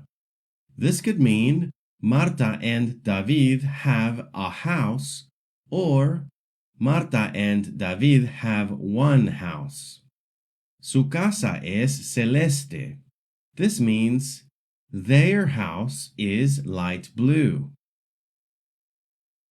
Tú tienes 4 perros. This could mean you have 4 dogs, or you have 4 male dogs. Tus perros son cafés y blancos. This could mean your dogs are brown and white, or your male dogs are brown and white. Yo tengo 7 libros. This means I have 7 books. Mis libros son morados. This means my books are purple. Nosotros somos de Canadá. This means we are from Canada. Nuestra gata es blanca. This means our female cat is white. Well done! You've just completed the lesson on possessive adjectives. Now you know how to say things like my book, your dog, and his car in Spanish. Keep practicing with short sentences and try describing things around you using mi, tú, su, mis, tus, and sus. You're making great progress. See you in the next lesson.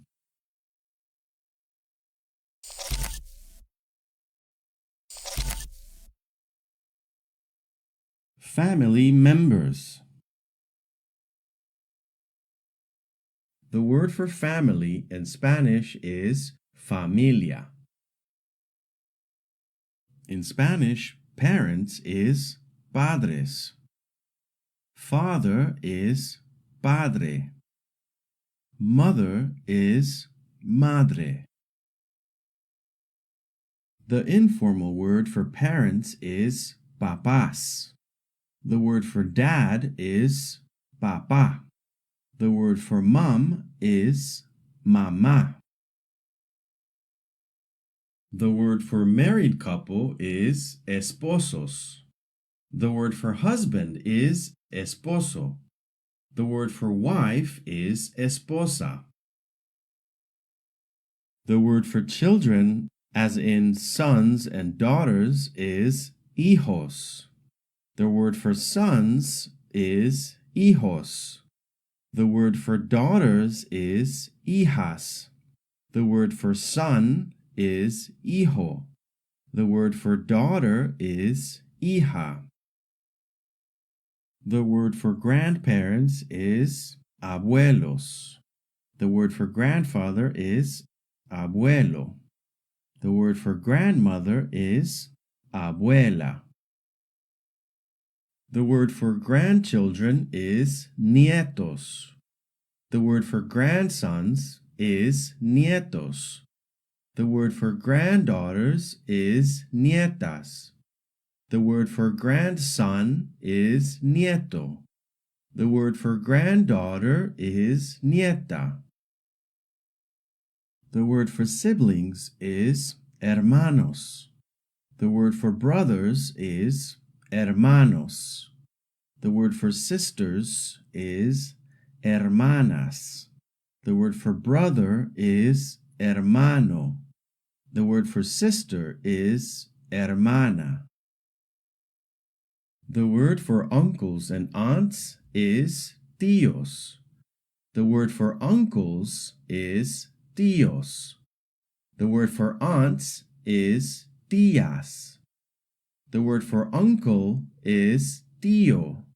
The word for aunt is tía. The word for nieces and nephews is sobrinos. The word for nephews is sobrinos.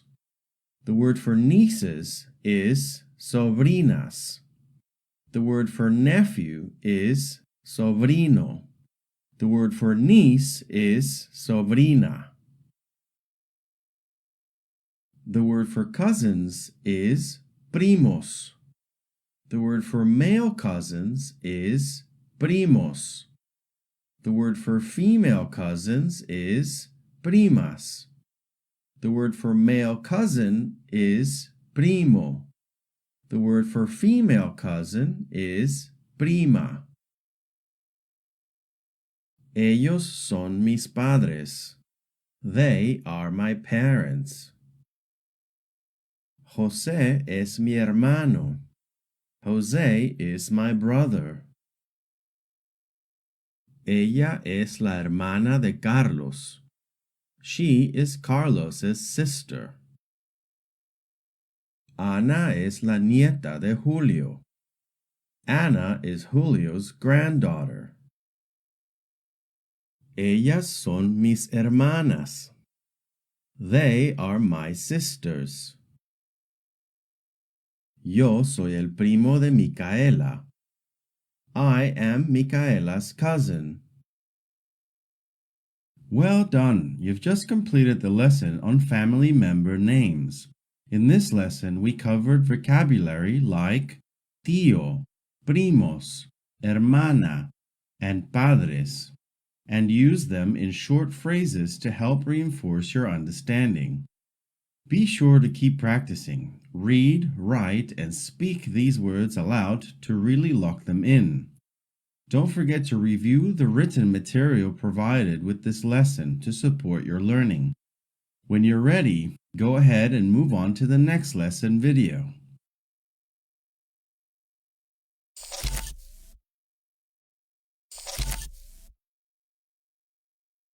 Common occupations.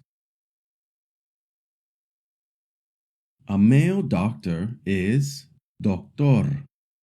A female doctor is doctora. A male nurse is enfermero.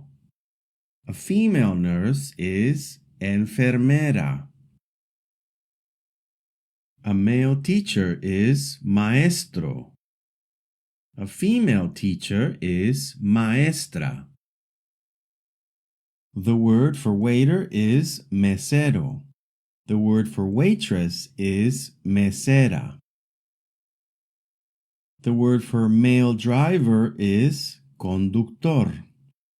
The word for female driver is conductora.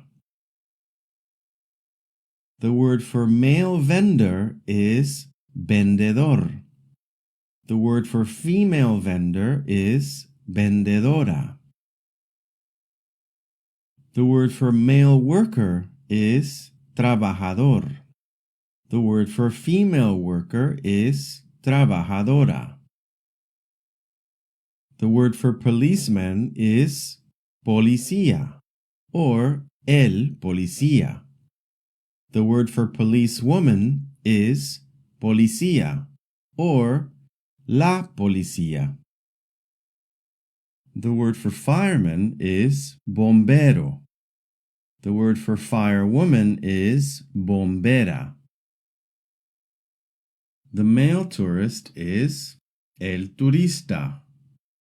The female tourist is la turista. The male student is el estudiante. The female student is la estudiante. Let's practice with a few simple phrases. Ella es Elena. Elena es mi hermana. Elena es doctora. She is Elena. Elena is my sister. Elena is a doctor. Ellos son de Canadá. Ellos son turistas. They are from Canada. They are tourists. Nosotros somos estudiantes de Panamá. We are students from Panama. ¿La prima de Mario es maestra? No, ella es policía. Mario's cousin is a teacher? No, she's a policewoman. Luis, ¿tú eres doctor? No, yo soy enfermero. Luis, are you a doctor? No, I am a nurse. ¿Tú eres vendedor?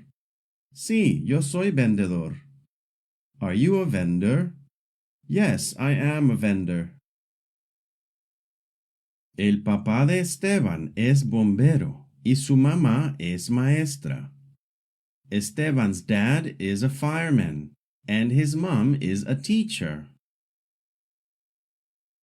Yo soy William, soy americano y soy conductor. I am William. I am American and I am a driver. Well done! You've just completed the lesson on common occupations.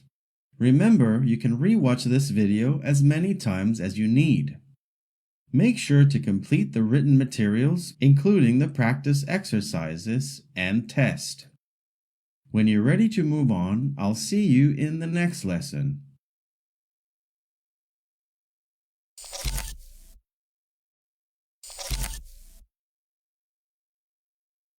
Practice and review.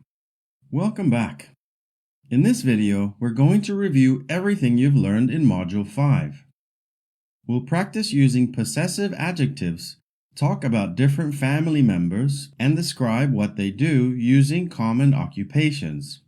This is your chance to put it all together and start forming real useful sentences in Spanish. So get ready to speak, repeat, and test yourself, because practice makes progress. Let's dive in. Try to say the following in Spanish. My mother is a doctor.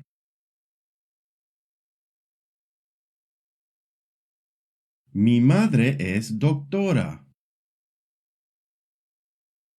Try to say the following in Spanish. My mom is a doctor.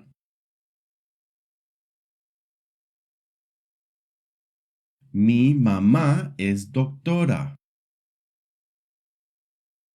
Try to say the following in Spanish. Is your mother a doctor?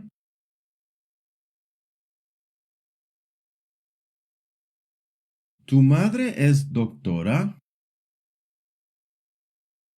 Try to say the following in Spanish. Yes, my mother is a doctor.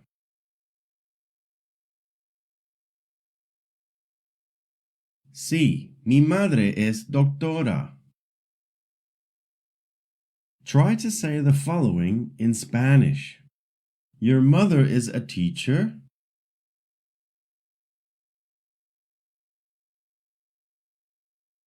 ¿Tu madre es maestra? Try to say the following in Spanish. No, my mother is not a teacher. My mother is a doctor.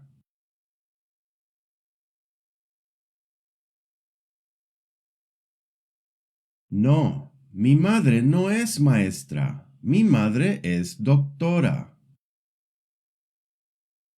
Try to say the following in Spanish.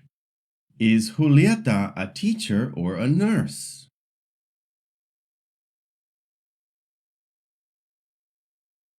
¿Julieta es maestra o enfermera? Try to say the following in Spanish. Julieta is a teacher.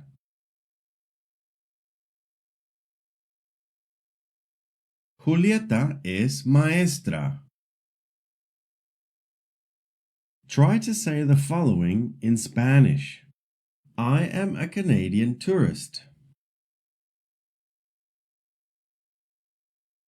Yo soy turista canadiense. Try to say the following in Spanish. Are you an American tourist? ¿Eres turista estadounidense? Try to say the following in Spanish. No, I'm not an American tourist. I am a tourist from Canada.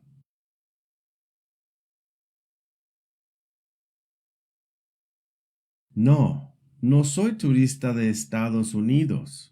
Soy turista de Canadá. Try to say the following in Spanish. Are they tourists or students?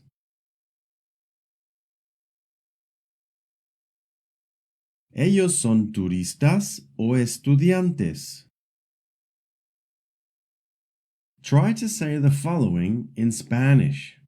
They are not tourists, they are students.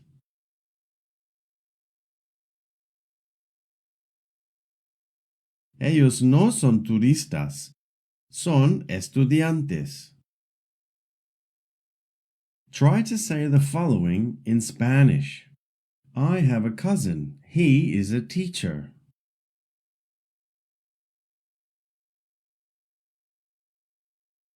Yo tengo un primo. Él es maestro.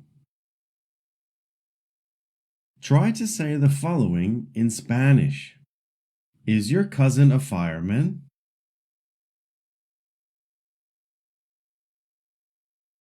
¿Tu primo es bombero? Try to say the following in Spanish. No, I'm a fireman. My cousin is a teacher.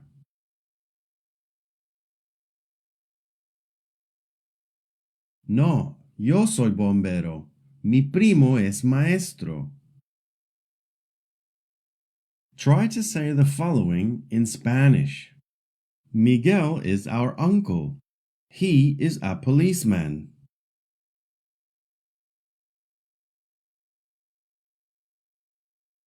Miguel es nuestro tío. Él es policía. Try to say the following in Spanish. She is Anna. Her sister Lorena is a vendor.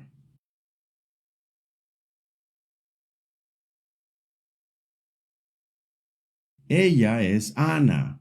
Su hermana Lorena es vendedora. Well done! You've just completed the practice and review for lessons 15 to 17. In this session, you worked with family member vocabulary, common occupations, and possessive adjectives. Keep practicing these words and sentence structures so they become second nature. If you're feeling confident, you're ready to move on to the next module. And if you need a little more time, feel free to repeat the video as often as you like. Repetition is the key to fluency. Thanks for studying with me, and I'll see you in the next lesson.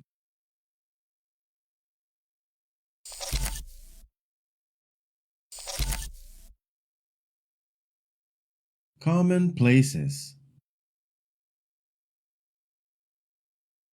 Casa, house. Escuela, school. Parque, park. Playa, beach. Mercado, market. Supermercado, supermarket. Restaurante, restaurant. Hotel, hotel. Iglesia, church. Biblioteca, library. Hospital, hospital. Aeropuerto, airport. Well done! You've just completed the Common Places lesson. In the practice and review lesson for this module, we'll use these places in sentences to help you get comfortable talking about locations. Don't forget to do the exercises and tests provided with each lesson. They are there to help you practice and improve. Keep up the great work. I'll see you in the next lesson.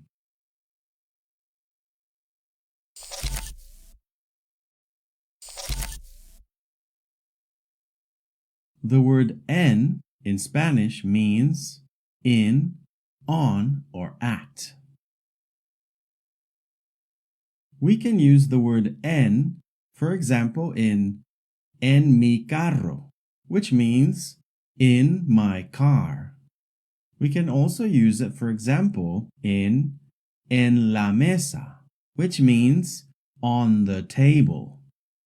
And we can also use it, for example, in en el hotel, which means at the hotel. So the word en can mean in, on, or at. Yo estoy en mi carro. I am in my car. In this case, the word en means in. Los libros están en la mesa. The books are on the table. In this case, the word en means on. Ellas están en el hotel. They are at the hotel. In this case, the word en means at. El café está en la taza. The coffee is in the cup. In this case, the word en means in. El balón está en la calle. The ball is on the road. In this case, the word en means on. Nosotros estamos en la casa. We are at the house. In this case, the word en means at. So as we can see, instead of using a different word for in, on, or at, we use the word en for all three. Well done! You've just completed the short lesson on the preposition en, which can mean in, on, or at, depending on the context. Don't forget to complete the practice exercises and take the test for this lesson to reinforce what you've learned. In the next lesson, we'll be learning about the verb estar. It's very similar to the verb ser, which we covered in an earlier lesson, but we use estar to express things like what we are doing, how we are feeling, and where we are. Keep up the great work. You're making excellent progress.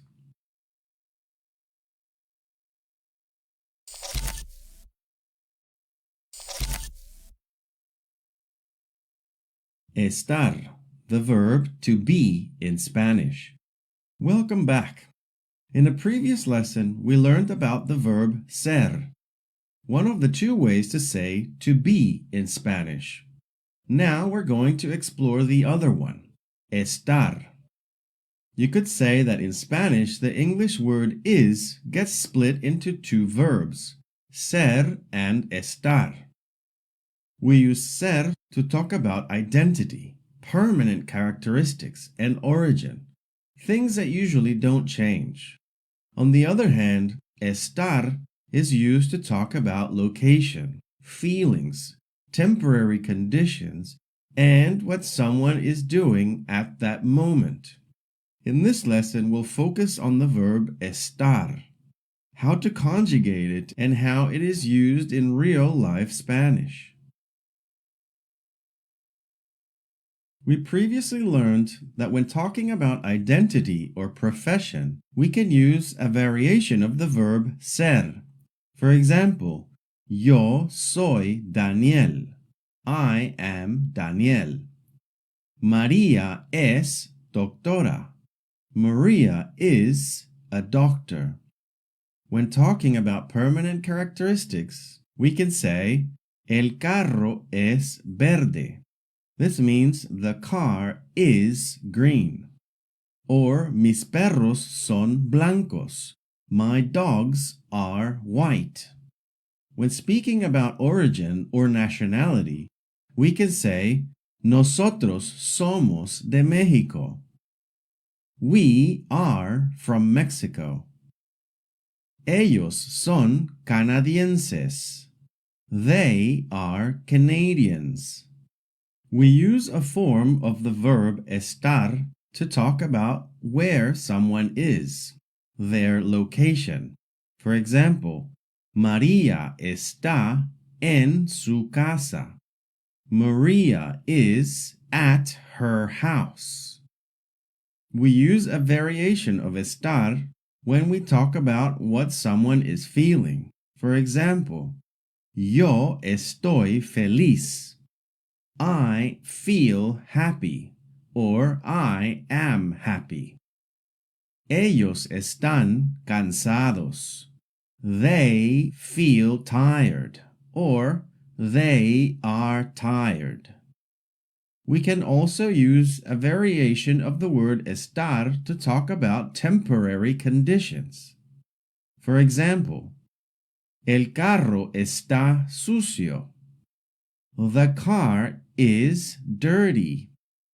La casa está limpia. The house is clean. And we can also use a variation of the word estar when we talk about what someone is doing. For example, tú estás comiendo. You are eating. We can use this chart to understand how ser and estar are used. For example, yo soy estudiante. I am a student. Yo estoy estudiando. I am studying. So when you're saying that you are a student, you use the word soy, which is a variation of ser. But when you're saying you are studying, you use the word estoy, which is a variation of estar. Yo soy estudiante. I am a student. Yo estoy estudiando. I am studying. Tú eres estudiante. You are a student. Tú estás estudiando. You are studying. Usted es estudiante. You are a student. Formal. Usted está estudiando. You are studying. Formal. Él es estudiante. He is a student. Él está estudiando. He is studying. Ella es estudiante. She is a student. Ella está estudiando. She is studying. Ellos son estudiantes. They are students. Ellos están estudiando. They are studying.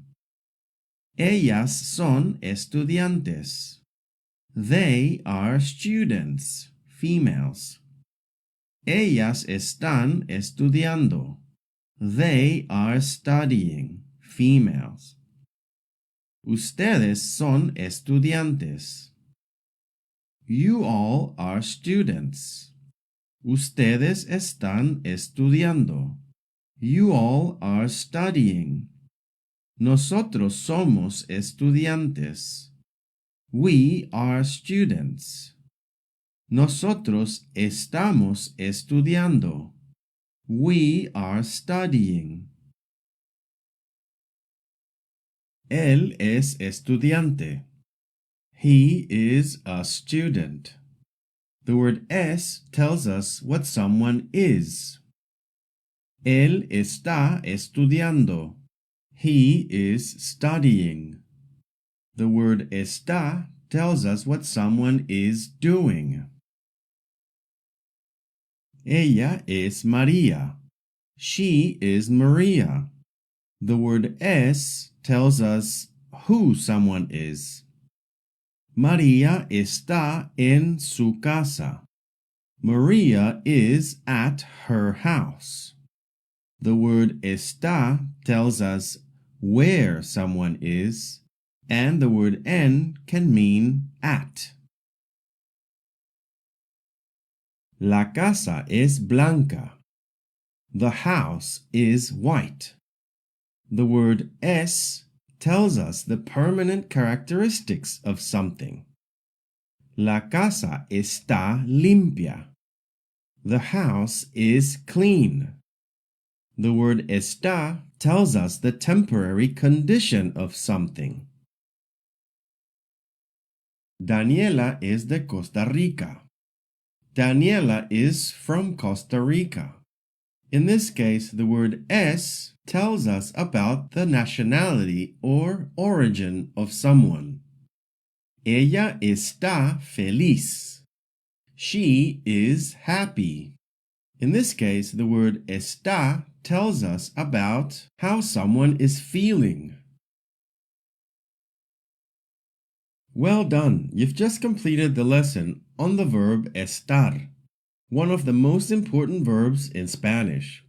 Now you know how to express temporary states, emotions, and locations like a native speaker. Take a moment to review what you've learned and don't forget to practice with the exercises. When you're ready, move on to the next lesson, where we'll build on this knowledge and take your Spanish even further. See you in the next video.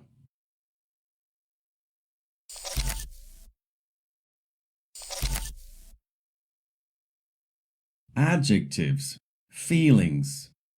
In this short lesson, we'll learn 7 feelings in Spanish and how to conjugate them according to gender, masculine or feminine, and number, singular or plural. Let's get started. Feliz, happy. Yo estoy feliz. I am happy. enojado or enojada, angry. Ella está enojada. She is angry. Triste, sad. Tú estás triste. You are sad. Emocionado or emocionada, excited. Él está emocionado. He is excited. Aburrido or aburrida, bored. Carlos está aburrido. Carlos is bored. Asustado or asustada, scared. Ellos están asustados. They are scared. Hambriento or hambrienta, hungry. Mi primo está hambriento. My cousin is hungry. Lleno or llena, full. Él está lleno. He is full. Sorprendido or sorprendida, surprised. Ellas están sorprendidas. They are surprised. Preocupado or preocupada, worried. Ellos están preocupados. They are worried. Well done. You've just completed the short lesson on feelings. In this lesson, we learned some basic emotions and how they are used in simple phrases and sentences. Don't forget to complete the written material provided. And when you're ready, you can move on to the next lesson.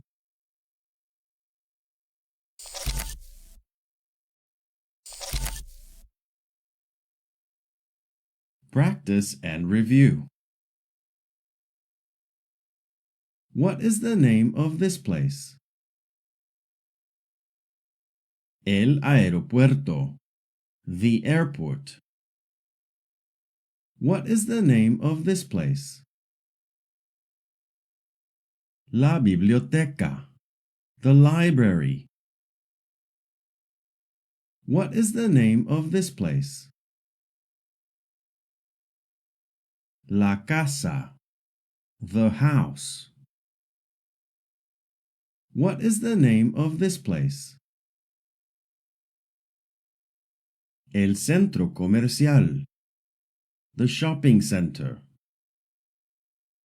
What is the name of this place? La escuela, the school. What is the name of this place? El hospital, the hospital. What is the name of this place? El hotel, the hotel. What is the name of this place? La iglesia, the church. What is the name of this place? El mercado, the market. What is the name of this place? El parque, the park. What is the name of this place? La playa, the beach. What is the name of this place? El restaurante, the restaurant. What is the name of this place? El supermercado, the supermarket. Try saying this in Spanish. They are at the market.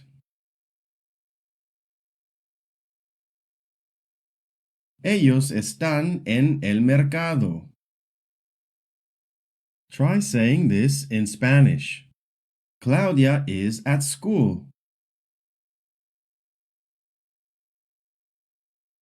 Claudia está en la escuela. Try saying this in Spanish. They are at the beach.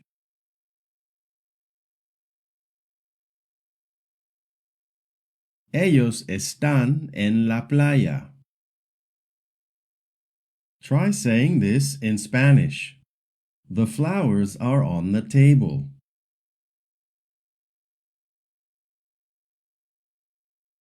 Las flores están en la mesa.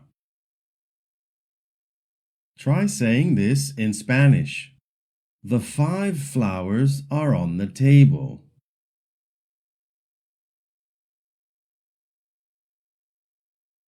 Las 5 flores están en la mesa.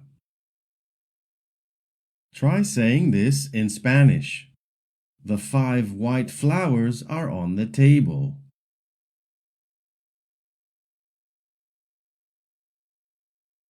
Las 5 flores blancas están en la mesa. Try saying this in Spanish. We are in our car.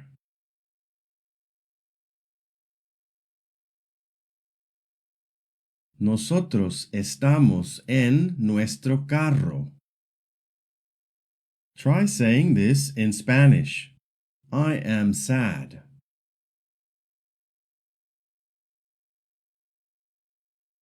Yo estoy triste. Try saying this in Spanish.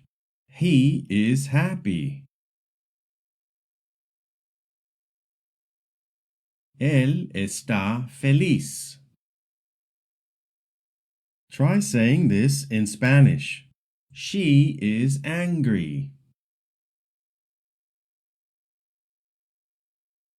Ella está enojada. Try saying this in Spanish. They are surprised.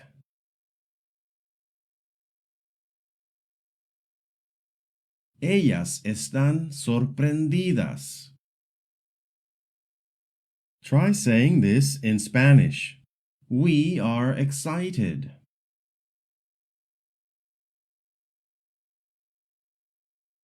Nosotros estamos emocionados. Try saying this in Spanish. You all are scared.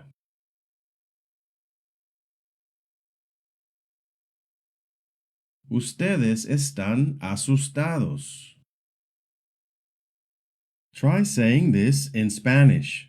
Carlos is bored. Carlos está aburrido. Try saying this in Spanish. My cousin is hungry.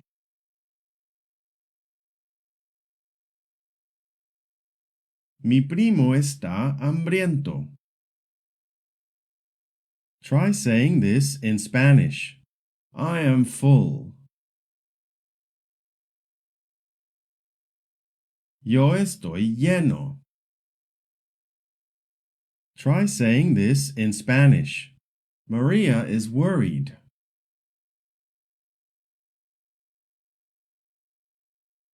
María está preocupada. Try saying this in Spanish. He is tired.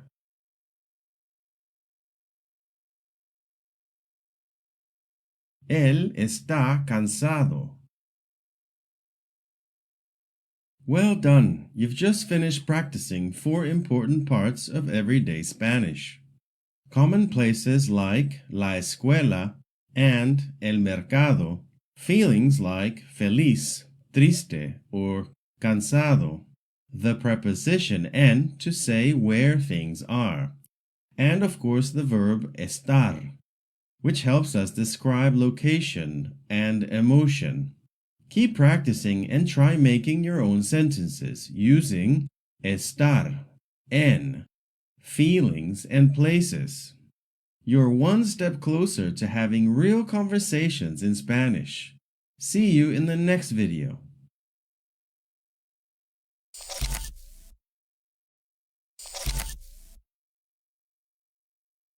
Using a in Spanish.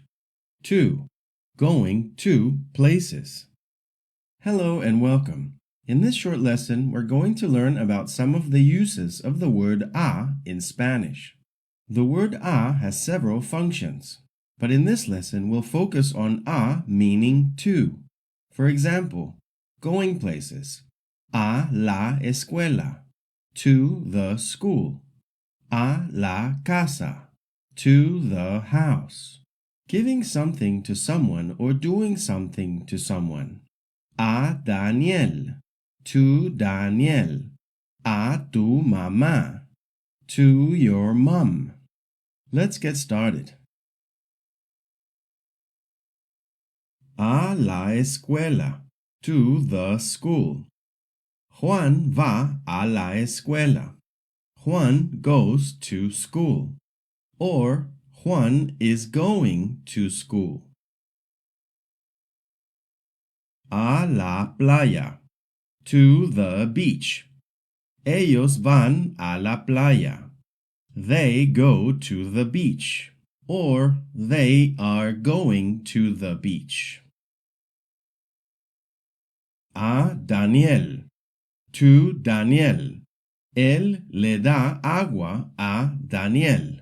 He gives water to Daniel. Or he is giving water to Daniel. A mí, to me. Dame la llave a mí. Give the key to me. A mi casa, to my house.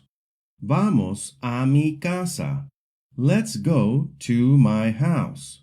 Or we are going to my house.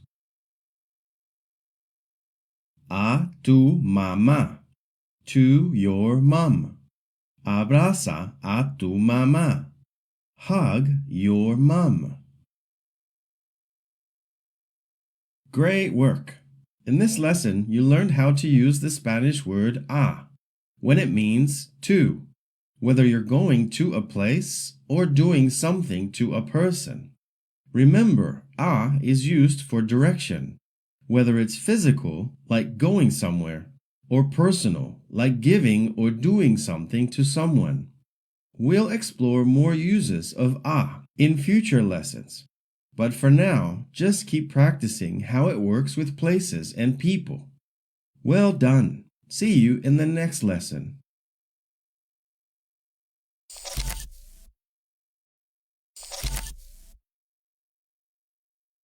Contractions in Spanish. Hello and welcome. In this lesson, we'll be learning about contractions in Spanish, specifically how two common words combine into one. Previously, we learned the word a, which means to, like in a la escuela, to the school, and the word de, which means from, like in de Canada, from Canada. Now, something special happens when these words are followed by the masculine article el, as in el parque, the park, or el hotel, the hotel. You might think we would say yo voy a el parque, I go to the park. But in Spanish, a and el are combined into a single word. Yo voy al parque. In the same way, we combine de and el to say vengo del parque. I'm coming from the park. So, a plus el equals al. Voy al parque. I go to the park. De plus el equals del. Vengo del parque. I come from the park. This only happens with el, masculine. You don't contract when the article is la, feminine. So, a la escuela and de la casa stay exactly the same. No contraction. Now let's take a look at some examples of how these contractions work in real sentences. Mario goes to church in Spanish is Mario va a la iglesia. Since iglesia is a feminine noun and uses the feminine definite article la, no contraction is needed. Remember, you only use the contractions al and del when working with masculine nouns and the masculine definite article el. The next sentence reads, Mario goes to the hotel. You might think the translation would be Mario va a el hotel. But since hotel is a masculine noun and uses the masculine definite article el, we must combine a and el into al. So the correct translation is Mario va al hotel. This is an example of using a contraction. The next sentence reads, He comes from church. Since iglesia is a feminine noun and uses the feminine definite article la, no contraction is needed. Él viene de la iglesia. But in the next sentence, he comes from the park, you might think the translation would be Él viene de el parque. But again, since parque is a masculine noun and uses the masculine definite article el, we must combine de and el into del. So the correct translation is Él viene del parque. Well done. In this lesson, we learned that in Spanish, when the word a or de is followed by the masculine article el, we combine them into a single word, a contraction. A and el is al. Voy al parque. I go to the park. De and el is del.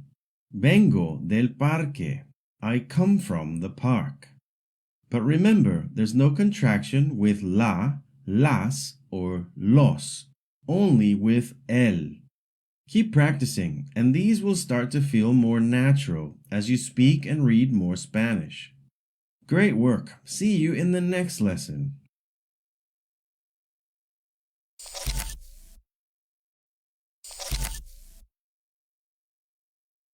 Hello and welcome. In this lesson, we'll learn how to use the Spanish verb ir, which means to go. It's an irregular verb, so its forms don't follow the usual patterns. But don't worry, you'll soon know how to say things like I go, you go, and we go with ease.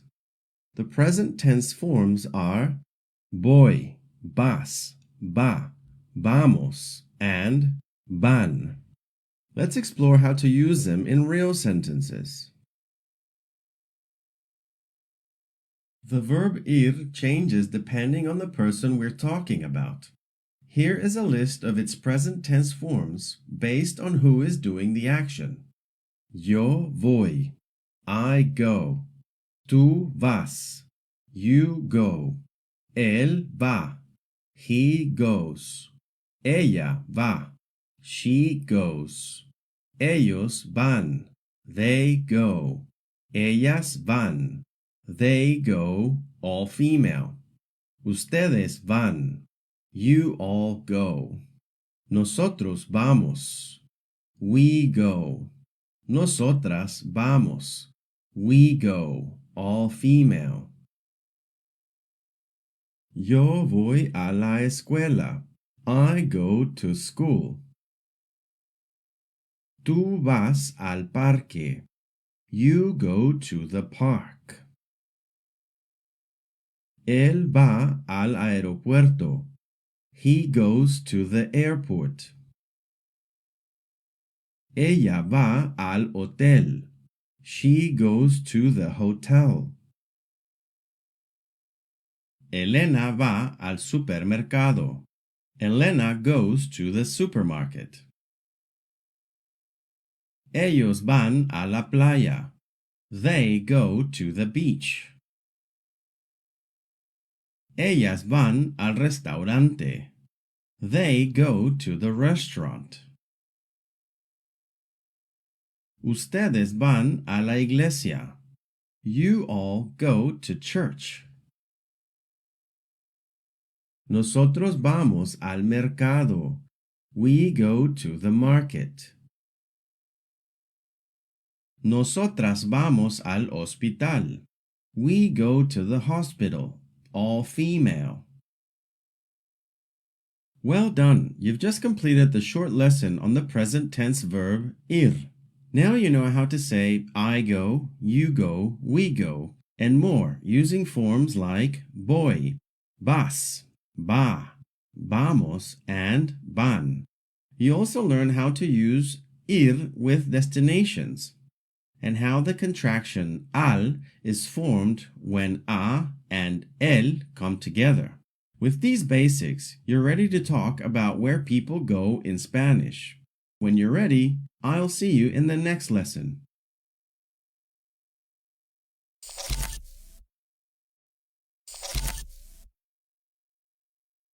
In this lesson, we'll learn how to use the Spanish verb venir, which means to come. Like ir, it's an irregular verb, so its forms don't follow the usual conjugation patterns.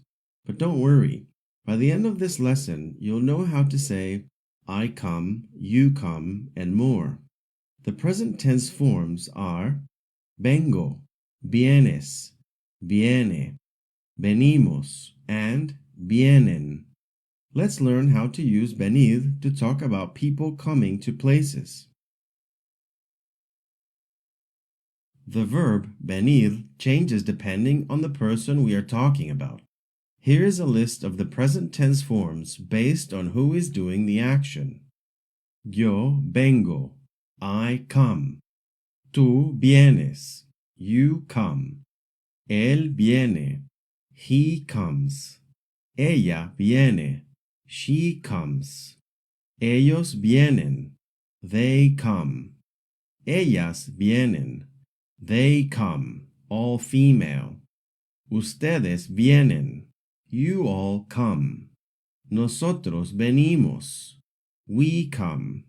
Nosotras venimos, we come, all female. Yo vengo de la escuela. I come from school. Él viene del parque. He comes from the park. Ella viene del supermercado. She comes from the supermarket. Ana viene del aeropuerto. Anna comes from the airport. Ellos vienen de la playa. They come from the beach. Ellas vienen del centro comercial. They come from the shopping center. Ustedes vienen del hotel. You all come from the hotel. Nosotros venimos del mercado. We come from the market. Nosotras venimos del hospital. We come from the hospital. Well done! You've just completed the short lesson on the present tense verb venir. Now you know how to say things like I come and she comes, using forms like vengo, vienes, viene, venimos, and vienen. You also saw how to use venir with places, like in Yo vengo del parque and ella viene de la escuela. Now you're ready to talk about people coming from different places in Spanish. Excellent work.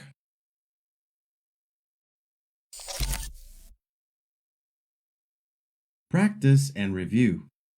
Hello and welcome. In this video, we're going to review everything we learned in Module 7. That includes the present tense of the verb ir and venir, like yo voy and tú vienes. We'll also go over how to use the preposition a and the important contractions al and del. We'll practice making real sentences, asking and answering questions, and using these verbs and structures in context. So, by the end of this review, you'll feel more confident saying things like Yo voy al parque or Yo vengo del hotel. Let's get started. How do we say I go to the beach?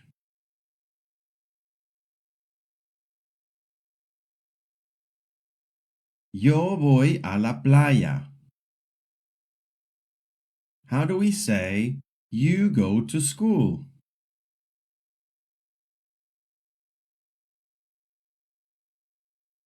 Tú vas a la escuela. How do we say Max and Carla go to their house?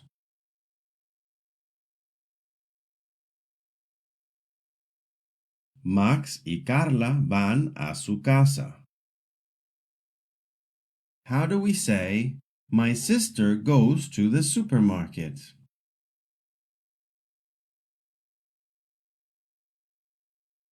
Mi hermana va al supermercado. How do we say they go to the market?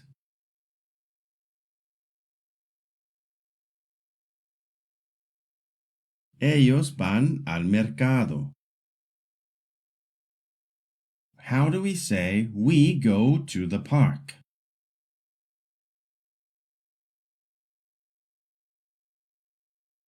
Nosotros vamos al parque. How do we say Alma goes to the hotel?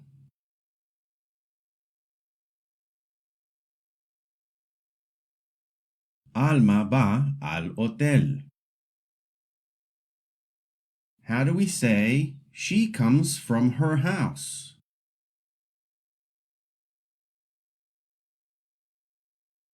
Ella viene de su casa. How do we say my dad comes from the hospital?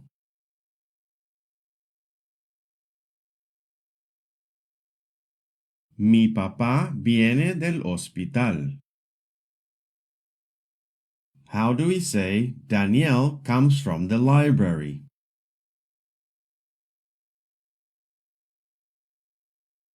Daniel viene de la biblioteca.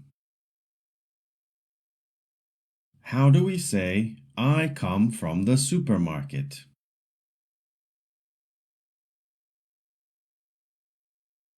Yo vengo del supermercado. How do we say Juan and David come from the beach?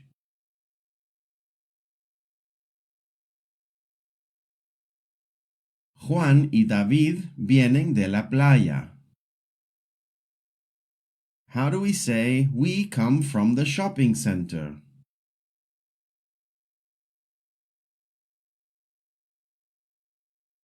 Nosotros venimos del centro comercial. How do we say you all come from the airport?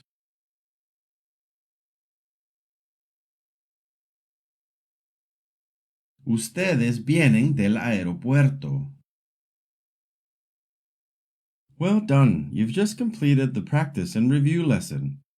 You're now getting more comfortable with the verbs ir and venir, using the preposition a and forming contractions like al and del in real sentences. Each step like this brings you closer to speaking Spanish with confidence. Stay consistent and we'll keep building on what you've learned. I will see you in the next lesson.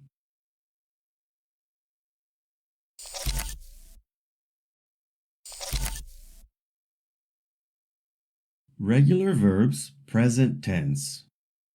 Hello and welcome. Today we're going to take a big step forward in your Spanish learning journey. So far you've learned important verbs like ser, estar, tener, ir, and venir. Good job. Now it's time to unlock a powerful new tool, regular verbs in the present tense. In this lesson, you'll learn how to talk about everyday actions like eating, walking, working, and studying, using verbs that follow simple, predictable patterns. We'll look into verbs that end in AR, ER, and IR. And you'll see how the endings change depending on who's doing the action. Yo, tú, él, nosotros, and so on. Don't worry, it's easier than it sounds. And once you understand the patterns, you'll be able to use dozens of new verbs with confidence. Let's get started. All regular verb infinites in Spanish end in AR, ER, or IR. For example, trabajar ends in AR, comer ends in ER, and dormir ends in IR. When we conjugate verbs, the stem of the verb stays the same, and the ending changes depending on who is doing the action. That is, which subject pronoun we are using. For example, with the verb trabajar, if I'm doing the action, yo trabajo, I work. If you are doing the action, tú trabajas, you work. So the ending of the verb changes based on the subject. This is called conjugating the verb. All regular verbs that end in AR, like trabajar or caminar, share one set of endings. Regular verbs that end in ER, like comer and beber, follow a different set. And regular verbs that end in IR, like vivir and escribir, have their own patterns, which are very similar to the ER verbs. Let's take a look at some verbs one by one. Trabajar, to work. Yo trabajo, I work. Tú trabajas, you work. Usted trabaja, you work formal. Él or ella trabaja, he or she works. Ellos or ellas trabajan, they work. Ustedes trabajan, you all work. Nosotros or nosotras trabajamos, we work. Estudiar, to study. Yo estudio, I study. Tú estudias, you study. Usted estudia, you study, formal. Él or ella estudia, he or she studies. Ellos or ellas estudian, they study. Ustedes estudian, you all study. Nosotros or nosotras estudiamos, we study. Caminar, to walk.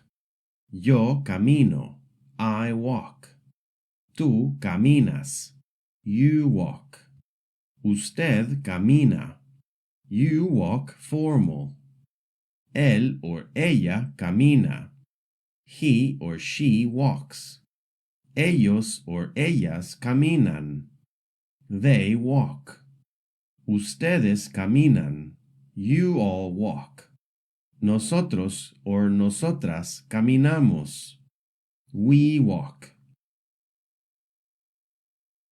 Comprar, to buy. Yo compro, I buy. Tú compras, you buy. Usted compra, you buy formal. Él or ella compra, he or she buys.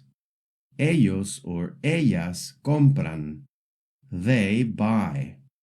Ustedes compran, you all buy. Nosotros or nosotras compramos. We buy. Yo trabajo en el centro comercial. I work in the shopping center. Tú estudias en la biblioteca. You study at the library. Ellos caminan en el parque. They walk in the park. Nosotros compramos en el supermercado. This could mean we shop at the supermarket or we buy things in the supermarket. Comer, to eat. Yo como, I eat. Tú comes, you eat. Usted come, you eat formal. Él or ella come, he or she eats. Ellos or ellas comen, they eat. Ustedes comen, you all eat. Nosotros or nosotras comemos, we eat. Beber, to drink. Yo bebo, I drink. Tú bebes, you drink. Usted bebe, you drink formal. Él or ella bebe, he or she drinks. Ellos or ellas beben, they drink. Ustedes beben, you all drink. Nosotros or nosotras bebemos, we drink. Correr, to run. Yo corro, I run. Tú corres, you run. Usted corre, you run formal. Él or ella corre, he or she runs. Ellos or ellas corren, they run. Ustedes corren, you all run. Nosotros or nosotras corremos, we run. Vender, to sell. Yo vendo, I sell. Tú vendes, you sell. Usted vende, you sell formal. Él or ella vende, he or she sells. Ellos or ellas venden, they sell. Ustedes venden, you all sell. Nosotros or nosotras vendemos, we sell. Carlos come en el restaurante. Carlos eats at the restaurant. Él bebe agua en su casa. He drinks water in his house. Ustedes corren en el parque. You all run at the park, or you all run in the park. Nosotros vendemos en el mercado. We sell in the market. Vivir, to live. Yo vivo, I live. Tú vives, you live. Usted vive, you live formal. Él or ella vive, he or she lives. Ellos or ellas viven, they live. Ustedes viven, you all live. Nosotros or nosotras vivimos, we live. Recibir, to receive. Yo recibo, I receive.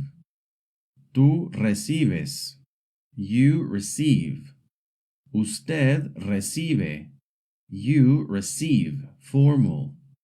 Él or ella recibe, he or she receives.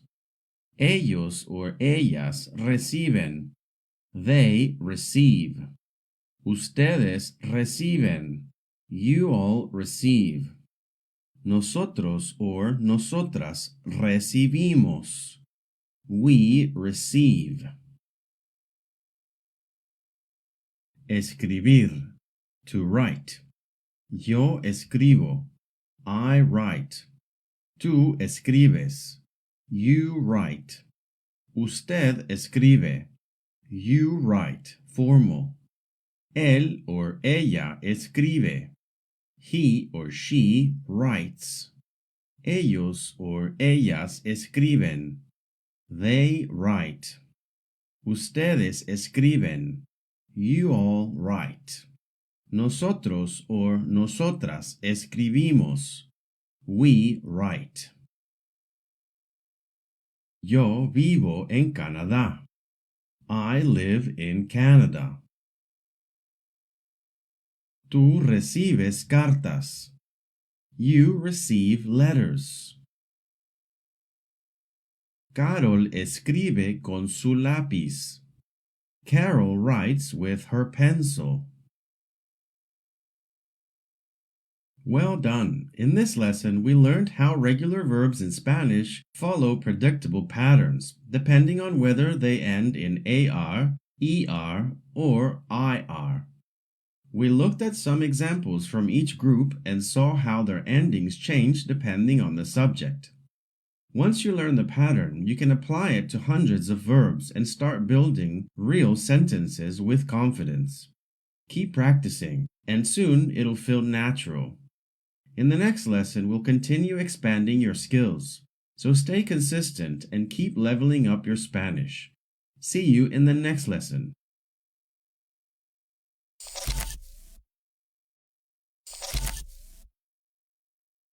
Welcome back. In this lesson, we'll learn the names of some of the most common fruits in Spanish. These are everyday words you'll hear at the market, in restaurants, or when talking about your favorite foods. We'll also pay attention to whether each fruit is masculine or feminine, and whether we're talking about one or many, like una manzana or unas manzanas. Let's get started with 11 delicious fruits, and remember to say them out loud with me.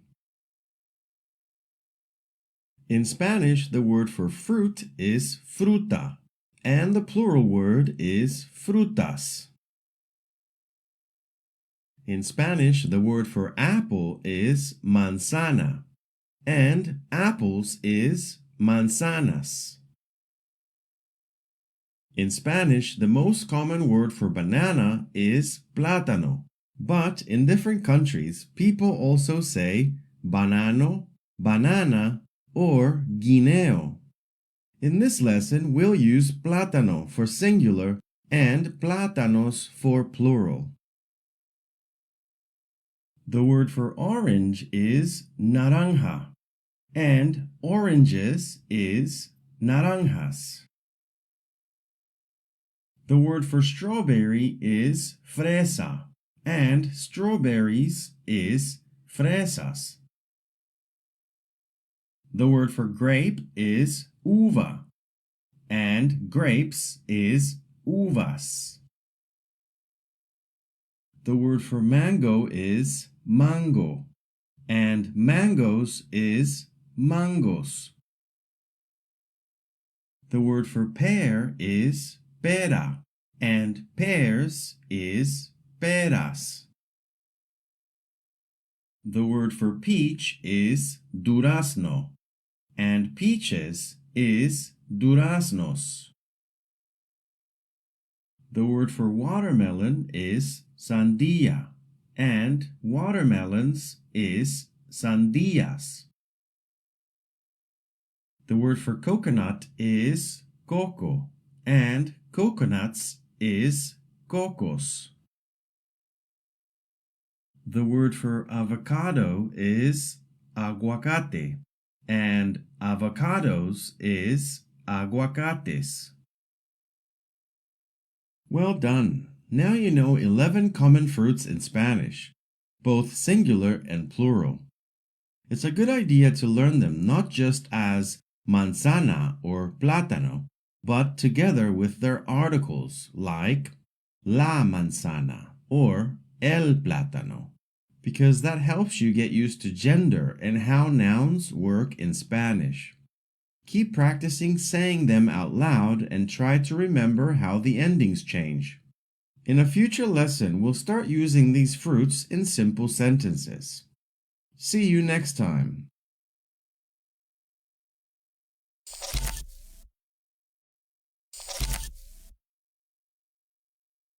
Hello and welcome. In this lesson, we're going to learn about adjectives, and more specifically, opposites. We'll look at pairs of words like tall and short, big and small, and fast and slow. These are all describing words, and knowing their opposites helps us talk about people, animals, and things more clearly. Let's get started. The word for tall is alto or alta. The word for short is bajo or baja. The word for fat is gordo or gorda. The word for thin is delgado or delgada. The word for fast is rápido or rápida. The word for slow is lento or lenta. The word for hot is caliente. The word for cold is frío or fría. The word for big is grande. The word for small is pequeño or pequeña. Long is largo or larga. Short is corto or corta. In Spanish, the word short can be translated in two different ways, depending on what you're talking about. If you're talking about a person, an animal, or even a tree being short in height, you use bajo. For example, un árbol bajo, a short tree.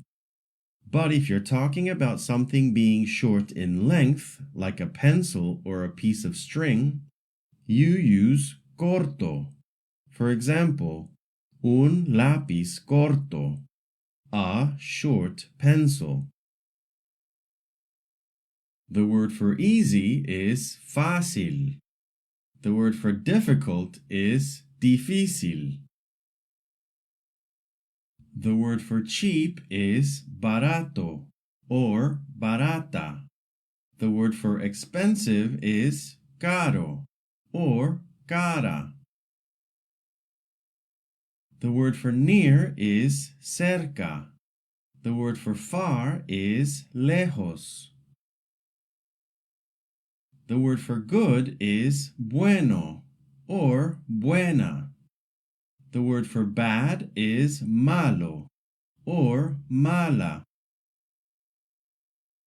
One word for tasty is rico or rica. One word to say that something is not tasty is feo or fea. One word for pretty or nice is bonito or bonita. One word for ugly is feo or fea. La uva es pequeña. The grape is small. Mi hermana Marta es alta. My sister Marta is tall. Arturo es delgado. Arturo is thin. La casa de Juan es grande. Juan's house is big. Roberto es gordo. Roberto is fat. Tu primo Jaime es bajo. Your cousin Jaime is short. El parque está cerca. The park is near. El aeropuerto está lejos. The airport is far. Canadá es frío. Canada is cold. México es caliente. Mexico is hot. La manzana es barata. The apple is cheap. El carro es caro. The car is expensive. La perra de Marco es bonita. Marco's dog is pretty. El perro de David es feo. David's dog is ugly. El mango está rico. The mango is tasty. La sopa está fea. The soup is gross, or the soup is not tasty. Well done! You've just completed the lesson on adjective opposites. We learned several common descriptive words like alto and bajo, gordo and delgado, grande and pequeño. Remember to re-watch the video and complete the written activities provided. Practice until you feel confident. Repetition is key. See you in the next lesson.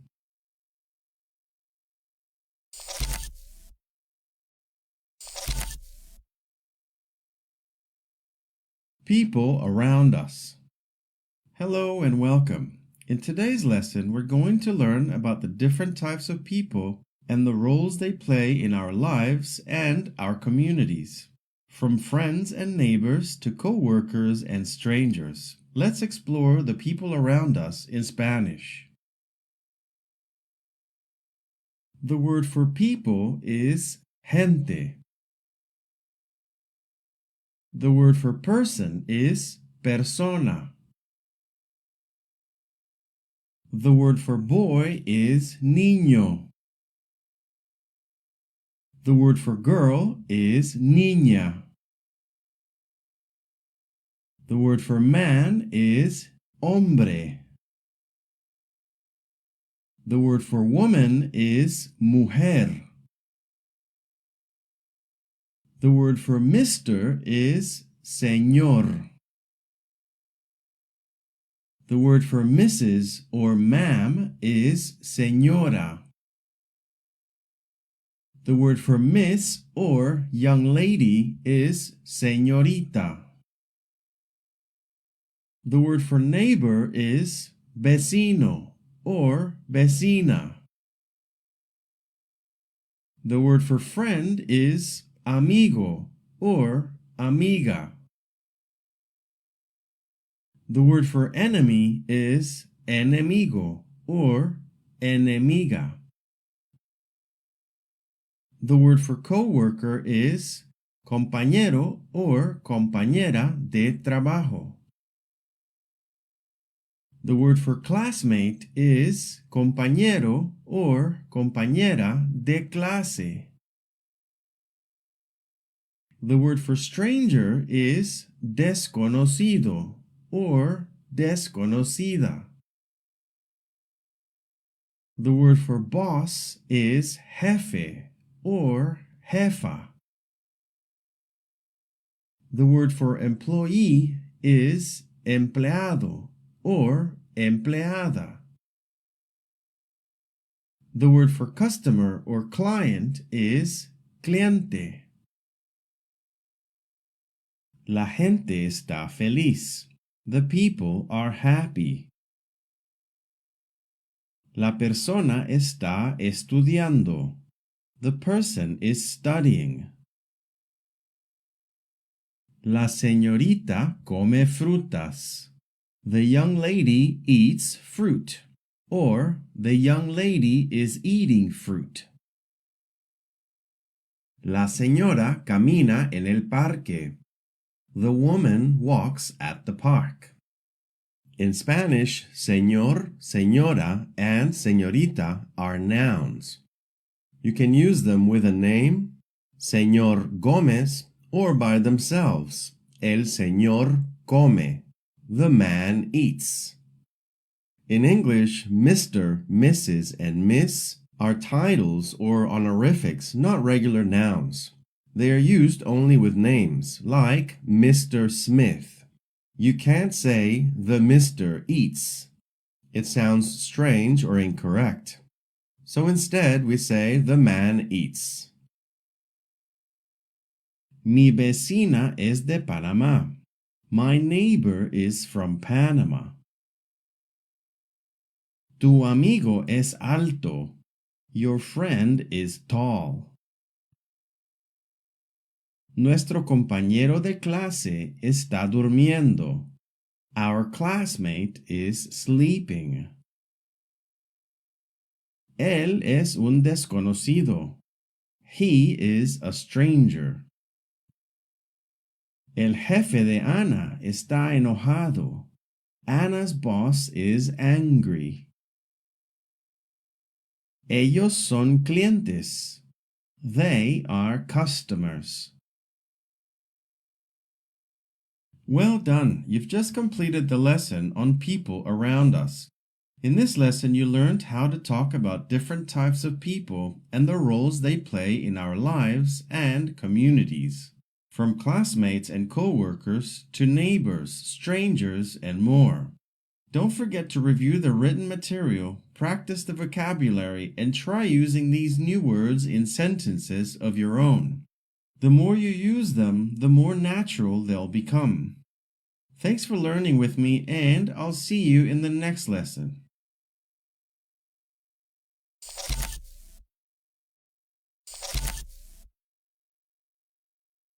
Practice and review. Welcome back.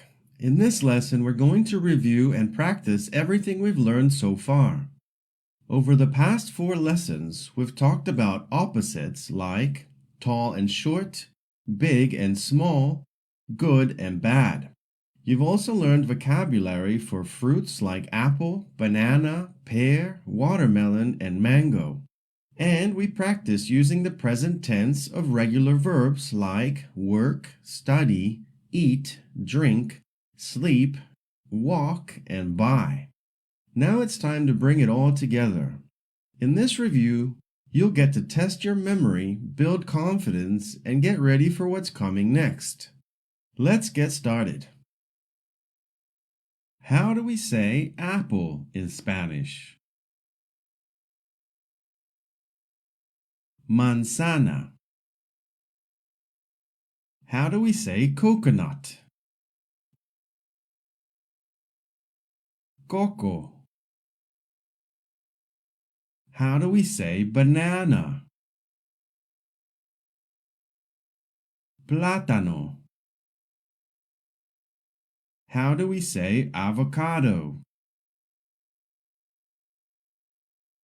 Aguacate. How do we say grapes? Uvas. How do we say mango? Mango. How do we say fruits? Frutas. How do we say orange? Naranja. How do we say peach? Durazno. How do we say pear? Pera. How do we say watermelon? Sandía. How do we say the airport is far?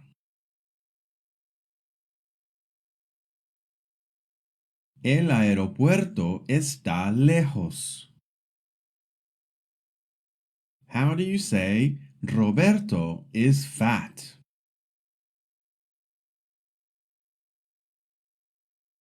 Roberto es gordo. How do you say Mexico is hot? México es caliente. How do we say the park is near? El parque está cerca. How do we say your cousin Jaime is short?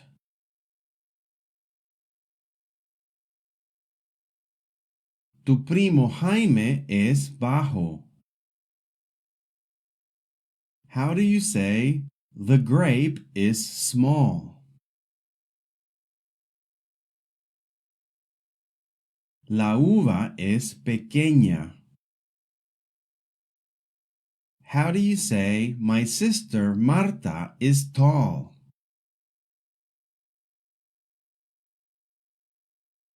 Mi hermana Marta es alta. How do we say Arturo is thin?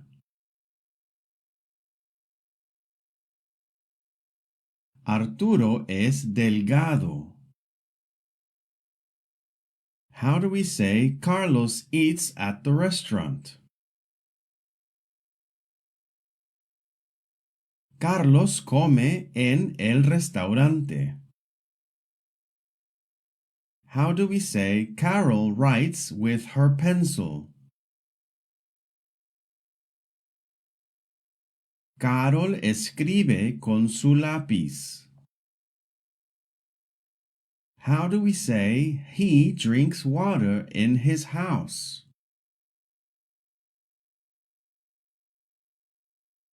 Él bebe agua en su casa.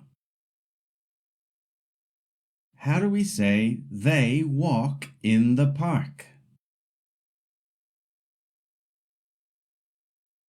Ellos caminan en el parque.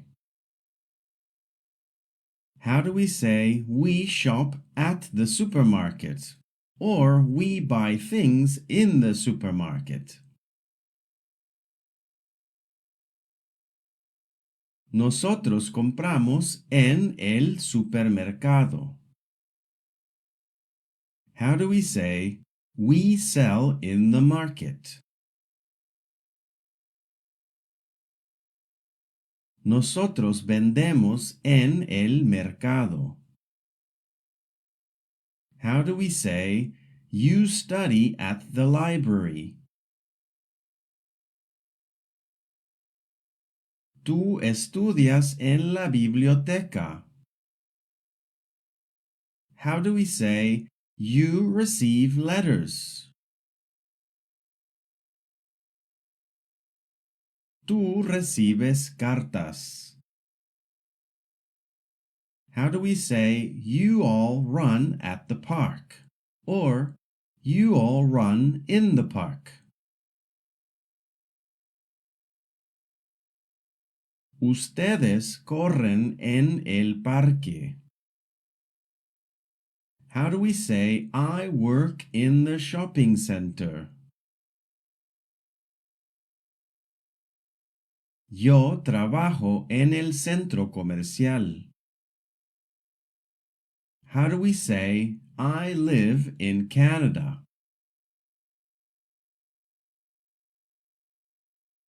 Yo vivo en Canadá. How do we say Anna's boss is angry? El jefe de Ana está enojado. How do we say our classmate is sleeping? Nuestro compañero de clase está durmiendo.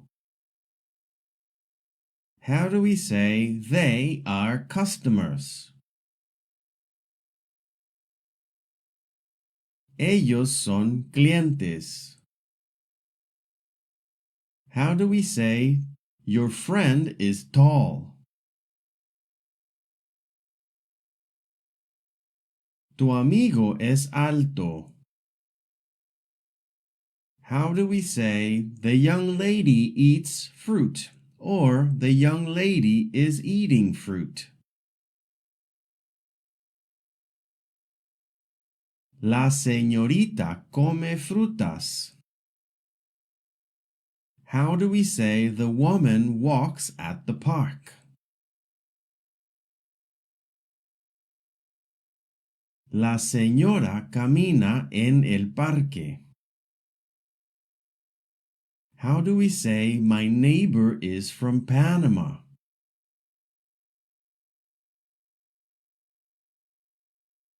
Mi vecina es de Panamá. How do we say the people are happy?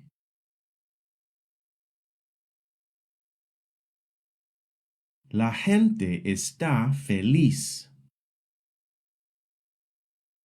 How do we say the person is studying? La persona está estudiando. How do we say he is a stranger?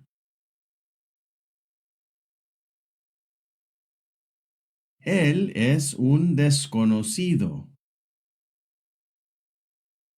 Well done, you've just completed the practice and review lesson. We went over opposites, fruit names, regular present tense verbs, and vocabulary about the people around us. You're doing a great job building your Spanish skills. Make sure to review the written material and practice speaking as much as you can. The more you use what you've learned, the more confident you'll become. Keep going, and I'll see you in the next lesson.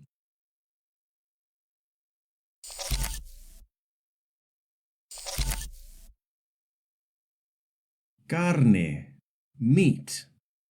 In this short lesson, you'll learn 5 common types of meat in Spanish.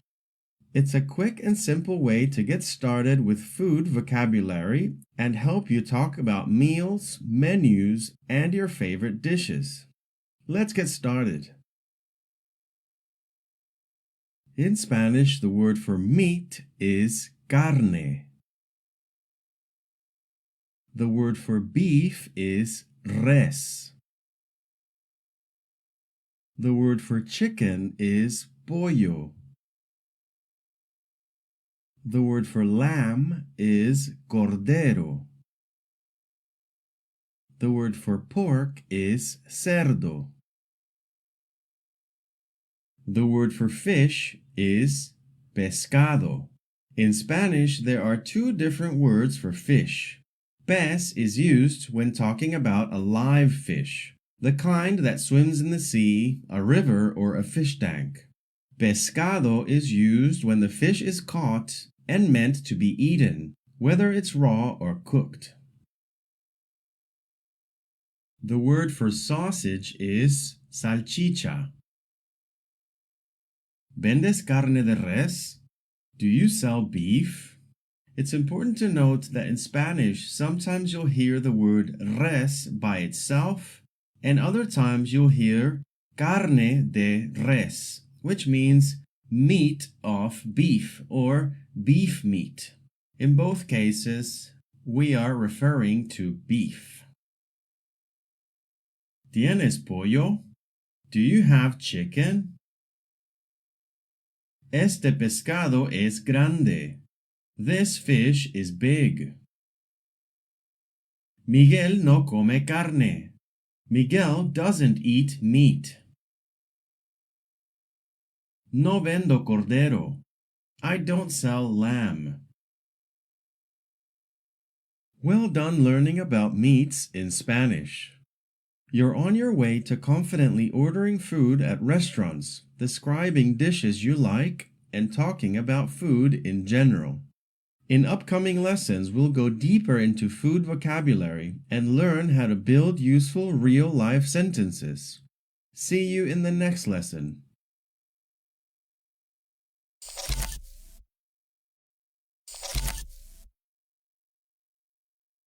Verduras, vegetables. Hello and welcome. In this lesson, we'll learn the names of common vegetables in Spanish. These are everyday vegetables you'll see in meals, at restaurants, in recipes, or at the market. Learning these words will help you describe food, talk about what you like and don't like, and understand menus more easily. Let's get started with some of these useful vegetables in Spanish. The word for vegetables is verduras. The word for tomato is tomate. The word for potato is papa. The word for onion is cebolla. The word for mushroom is champiñón. The word for garlic is ajo. The word for celery is apio. The word for carrot is zanahoria. The word for cabbage is repollo. The word for broccoli is broccoli. The word for corn is elote. Well done! You've just learned some of the most common vegetables in Spanish.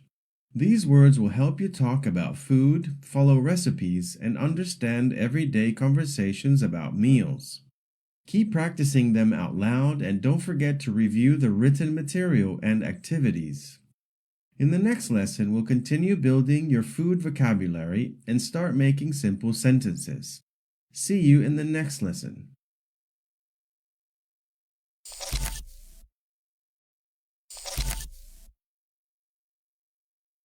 Demonstrative adjectives. Hello and welcome. In this lesson, you'll learn how to talk about things based on where they are, close to you or farther away, using words like this, that, these, and those. These are called demonstrative adjectives because they help us point to specific things. In Spanish, they must match the gender and number of the noun.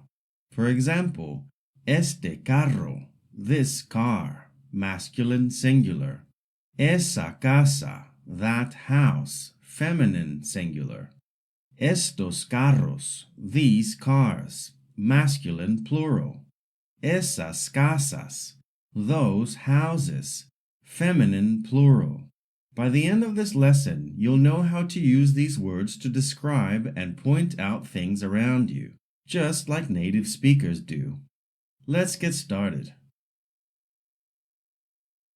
In Spanish, the word for this is split into singular masculine and singular feminine. The singular masculine word is este carro, this car. The singular feminine word is esta casa, this house.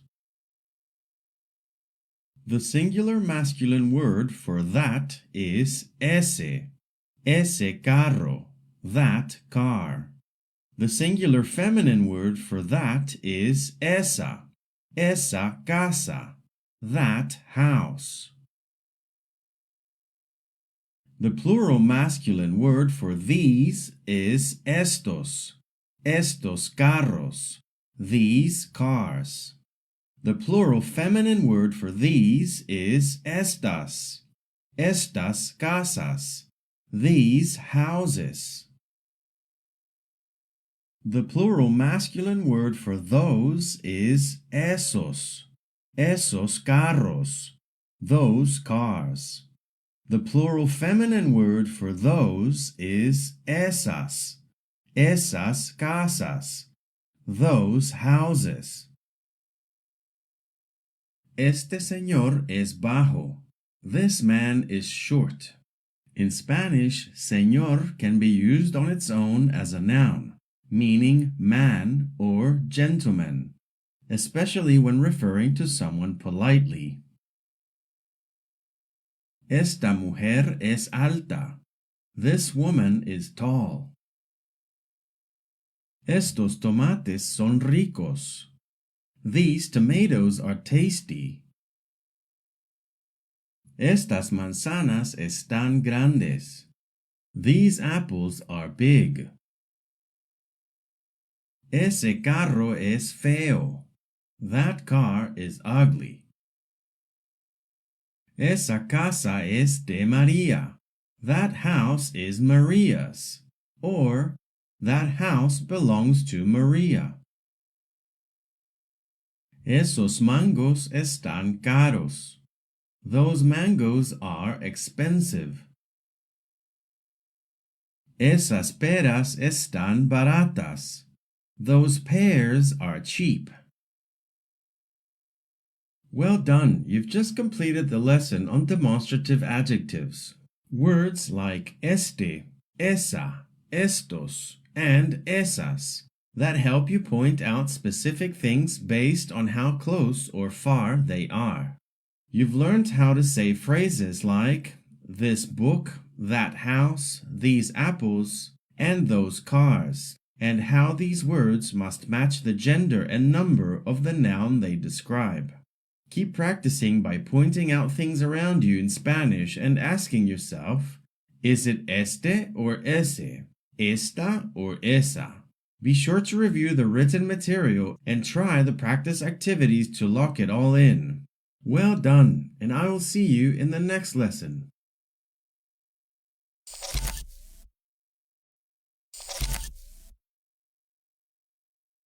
Demonstrative pronouns. Hello and welcome. Today we're going to learn two very important words in Spanish, esto and eso. You already know words like este, esta, ese, and esa. These are called demonstrative adjectives. They always come with a noun. For example, este carro, this car. Esa casa, that house. But what if you don't say the noun? Maybe you just want to point to something and say this or that. That's where esto and eso come in. They are called demonstrative pronouns, and they replace the noun. So essentially, the word esto is like saying this thing, and the word eso is like saying that thing. Let's look at some examples. You can point to something directly in front of you and ask, ¿Qué es esto? What is this? Or, ¿Qué es eso? What is that? No me gusta esto. I don't like this. Eso está bien. That is okay. So here's a quick trick. If you can see or name the noun, use este or ese. If you just want to say this or that without a noun, use esto or eso. So let's remember, esto means this or this thing. Eso means that or that thing. You can point, answer, or refer to things without saying the noun. ¿Qué es esto? What is this? ¿Qué es eso? What is that? Practice by looking around your room, point and say esto for something close, eso for something farther away. Soon it'll feel natural. Well done! Now you know how to use esto and eso, two special words that let you say this or that without a noun. Remember, use esto for something close or right in front of you. Use eso for something farther away. I'll see you in the next lesson.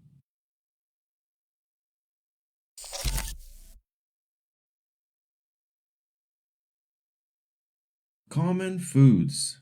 Welcome back. In this lesson, you're going to learn how to talk about some of the most common foods and dishes in Spanish.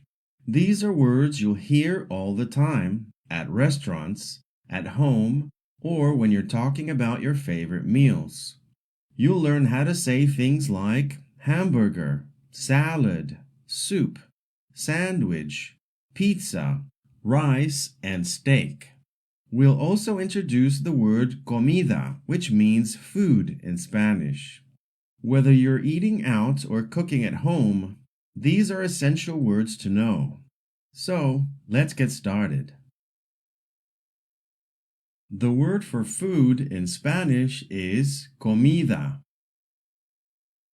The word for hamburger is hamburguesa. The word for sandwich is sandwich. The word for pasta is pasta. The word for pizza is pizza. The word for salad is ensalada. The word for soup is sopa. The word for rice is arroz. The word for fish is pescado. The word for steak is bistec. Sopa de tomate, tomato soup. ¿No tienes pizza? You don't have pizza? Un rico bistec, a tasty steak. ¿Tienes pasta? Do you have pasta?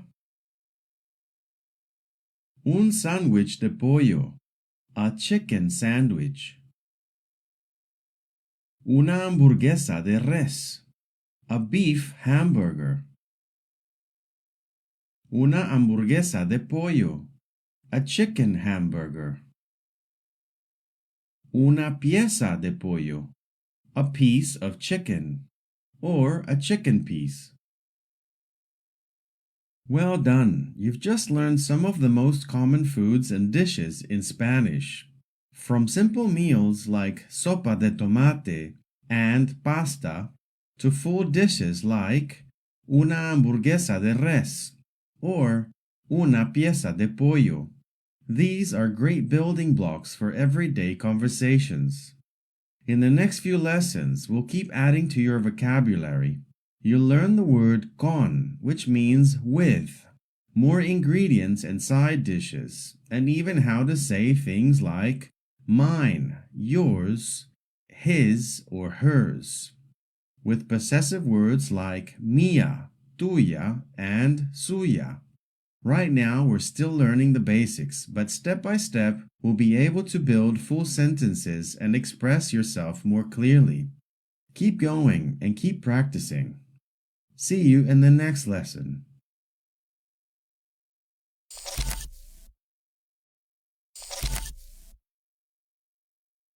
Practice and review. Welcome back. In this lesson, we're going to review everything you've learned so far about meats, vegetables, and common foods like pizza, pasta, sandwiches, and more. We'll also practice using demonstrative adjectives, words like este, esa, esos, and estas, to talk about specific foods. This is your chance to test your memory, reinforce what you know, and get more confident with the words and phrases we've been building. Don't worry if you don't remember everything right away. Just try your best and you'll improve with each step. Let's jump in and see how much you remember. How do we say beef? The word for beef is res. How do we say broccoli? The word for broccoli is broccoli. How do we say cabbage? The word for cabbage is repollo. How do we say meat? The word for meat is carne. How do we say carrot? The word for carrot is zanahoria. How do we say celery? The word for celery is apio. How do we say chicken? The word for chicken is pollo. How do we say corn? The word for corn is elote. How do we say fish? The word for fish is pescado. How do we say food? The word for food is comida. How do we say garlic? The word for garlic is ajo. How do we say hamburger? The word for hamburger is hamburguesa. How do we say lamb? The word for lamb is cordero. How do we say lettuce? The word for lettuce is lechuga. How do we say mushroom? The word for mushroom is champiñón. How do we say onion? The word for onion is cebolla. How do we say pasta? The word for pasta is pasta. How do we say pizza? The word for pizza is pizza. How do we say pork? The word for pork is cerdo.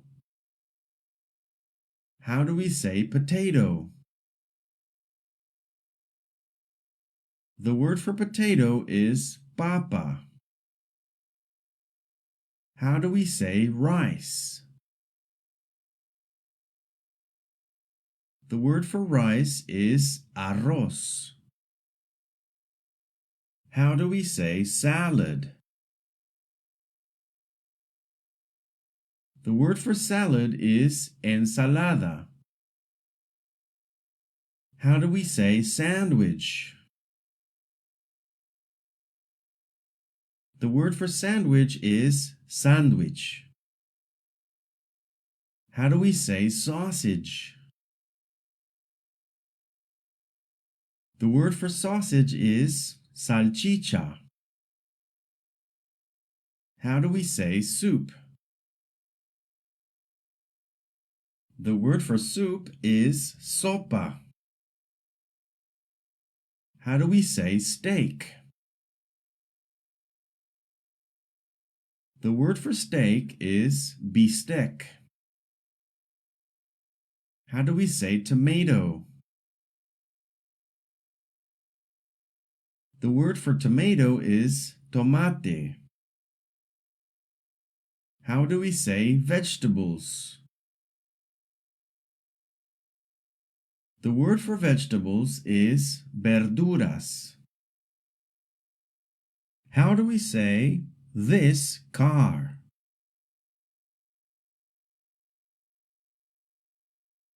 Este carro. How do we say this house?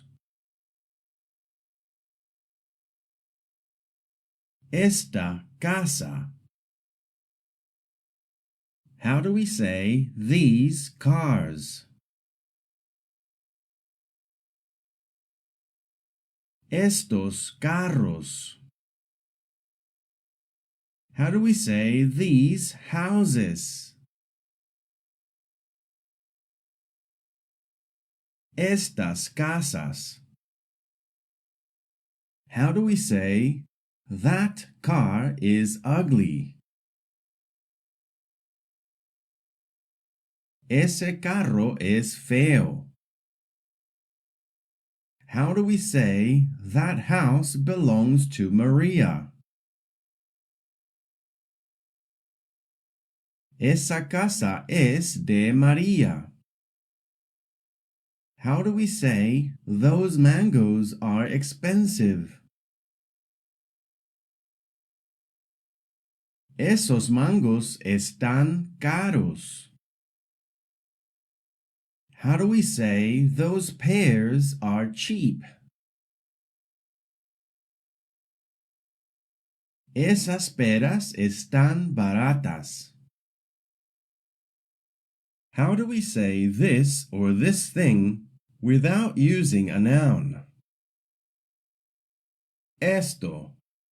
For example, esto es de Juan. This belongs to Juan. How do we say that or that thing without using a noun? Eso. For example, eso es de María. That belongs to María. Well done! In this lesson, you reviewed everything you learned in this module, from meats and vegetables to common foods and dishes, as well as demonstrative adjectives like este, esa, esas, and estas. You practice recognizing the words, building short phrases, and testing your memory. This kind of review is key to making the vocabulary stick and building your confidence step by step. Keep practicing and get ready. In the next lessons, we'll introduce new ingredients, more useful words like con, and even start learning how to say things like mine, yours, and theirs. See you in the next lesson.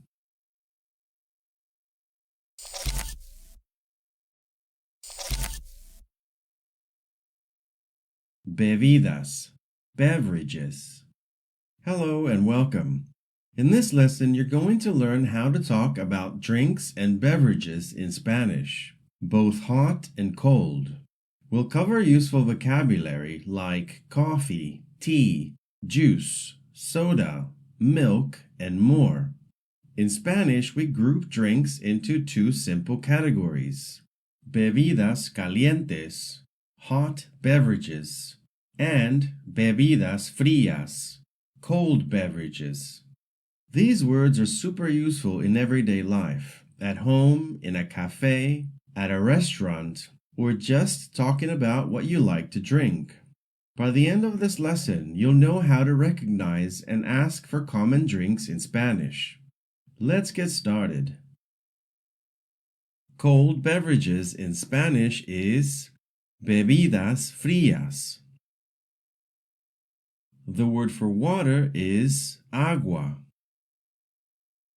The word for juice is jugo.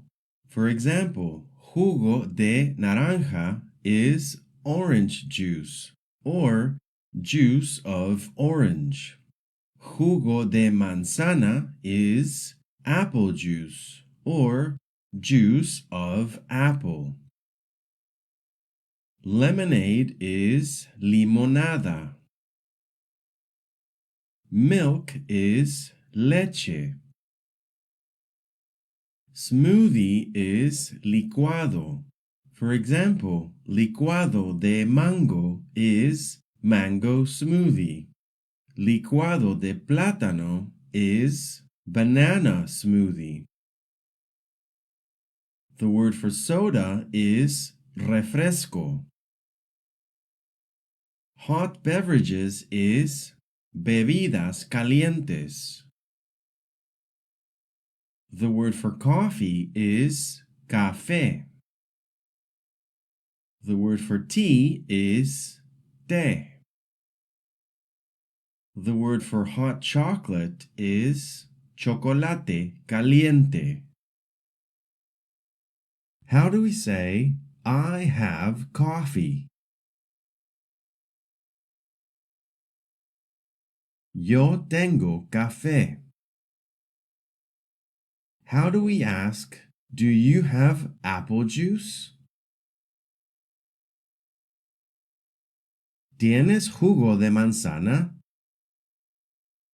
How do we say, Maria doesn't drink milk? Maria no bebe leche. How do we say, a strawberry and banana smoothie? Un licuado de fresas y plátano. How do you say, I don't have sodas? No tengo refrescos. Well done! You've just completed the lesson on hot and cold beverages in Spanish. Now you can talk about drinks like café, té, chocolate caliente, jugo, refresco, limonada, and licuado. And you've also learned how to use the phrases bebidas calientes and bebidas frías to describe them. These are everyday words that will help you in real conversations. Whether you're ordering a drink, offering one, or just talking about your favorites. Keep practicing, and in the next lessons, we'll continue expanding your vocabulary with new ingredients, more useful phrases, and sentence building tools like the word con, which means with. I will see you in the next lesson.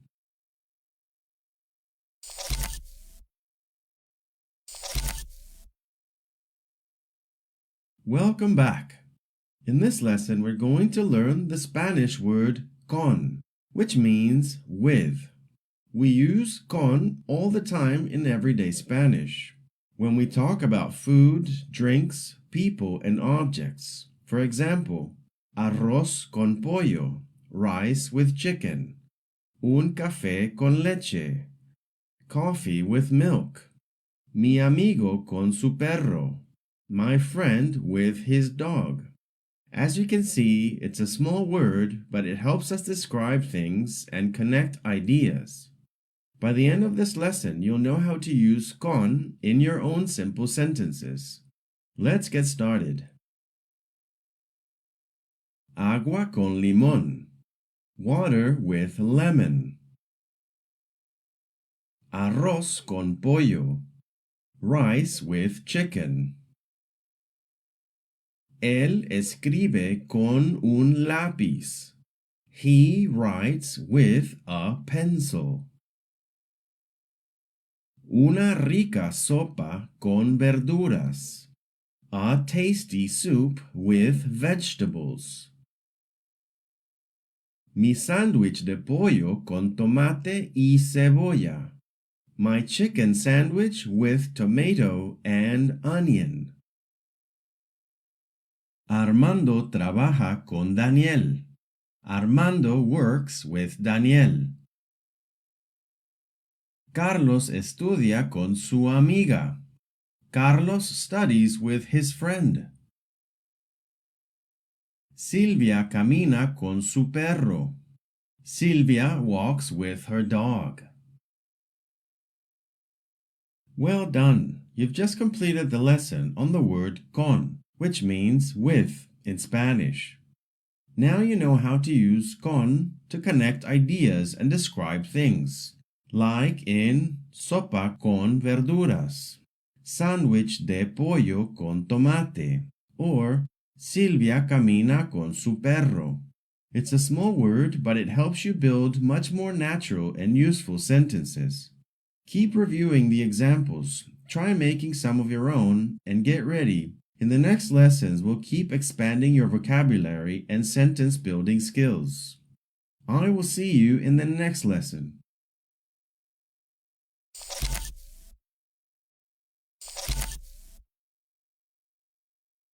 Hello and welcome. In this lesson, we're going to learn a super useful verb in Spanish, querer, which means to want.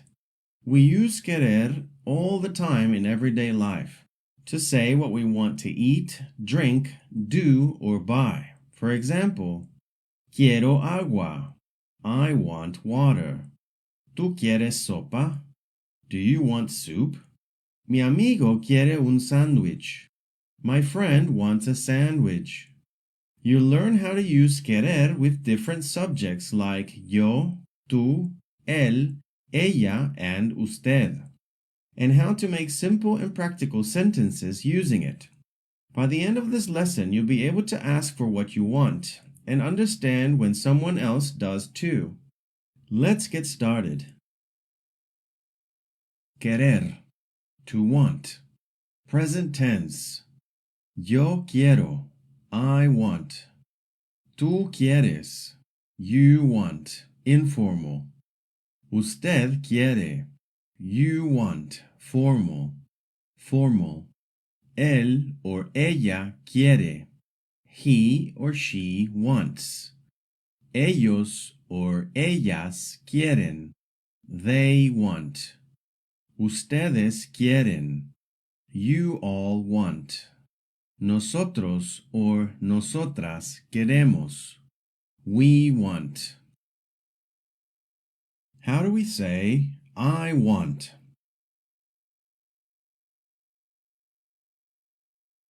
Yo quiero. How do we say, you want? Informal. Tú quieres. How do we say, you want? Formal. Usted quiere. How do we say, he wants? Él quiere. How do we say, she wants? Ella quiere. How do we say, they want? Ellos quieren. How do we say, they want if the group is all female? Ellas quieren. How do we say, you all want? Ustedes quieren. How do we say, we want? Nosotros queremos. How do we say, we want if the group is all female? Nosotras queremos. Yo quiero un café. I want a coffee. Yo quiero comprar un café. I want to buy a coffee. Ella quiere un café con leche. She wants a coffee with milk. Él quiere beber agua. He wants to drink water. ¿Usted quiere comer? Do you want to eat? Since we use the word usted, this means you, formal. Ellos quieren licuados. They want smoothies. Nosotros queremos comer pizza. We want to eat pizza. Martín quiere un sándwich de pollo. Martín wants a chicken sandwich. Well done! You've just completed the lesson on the verb querer, one of the most useful verbs in Spanish.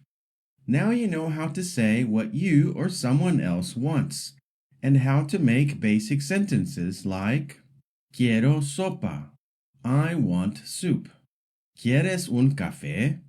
Do you want a coffee? Mi hermana quiere agua. My sister wants water. Remember, querer is an irregular verb, so practice its forms often to get comfortable with it. In upcoming lessons, we'll build on this and learn how to express more ideas clearly and confidently.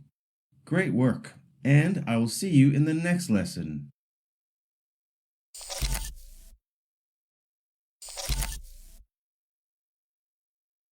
Hello and welcome. In this lesson, we're going to learn the names of some common farm animals in Spanish. Farm animals are a great vocabulary set to know, not just for when you're visiting the countryside, but also because they often appear in stories, conversations, and even food labels. In this lesson, you'll learn the Spanish words for animals like cow, pig, chicken, goat, and more. We'll go over each word slowly, with pronunciation practice, pictures, and examples to help you remember them easily. So grab your notebook and let's head to the farm. Let's get started. In Spanish, farm animals is animales de granja. Animal means animal. Animales means animals. De means of. And granja means farm. So the literal translation is animals of farm, which means farm animals. The word for horse in Spanish is caballo. The word for goat is cabra. The word for donkey is burro. The word for pig is cerdo. The word for sheep is oveja. The word for rabbit is conejo.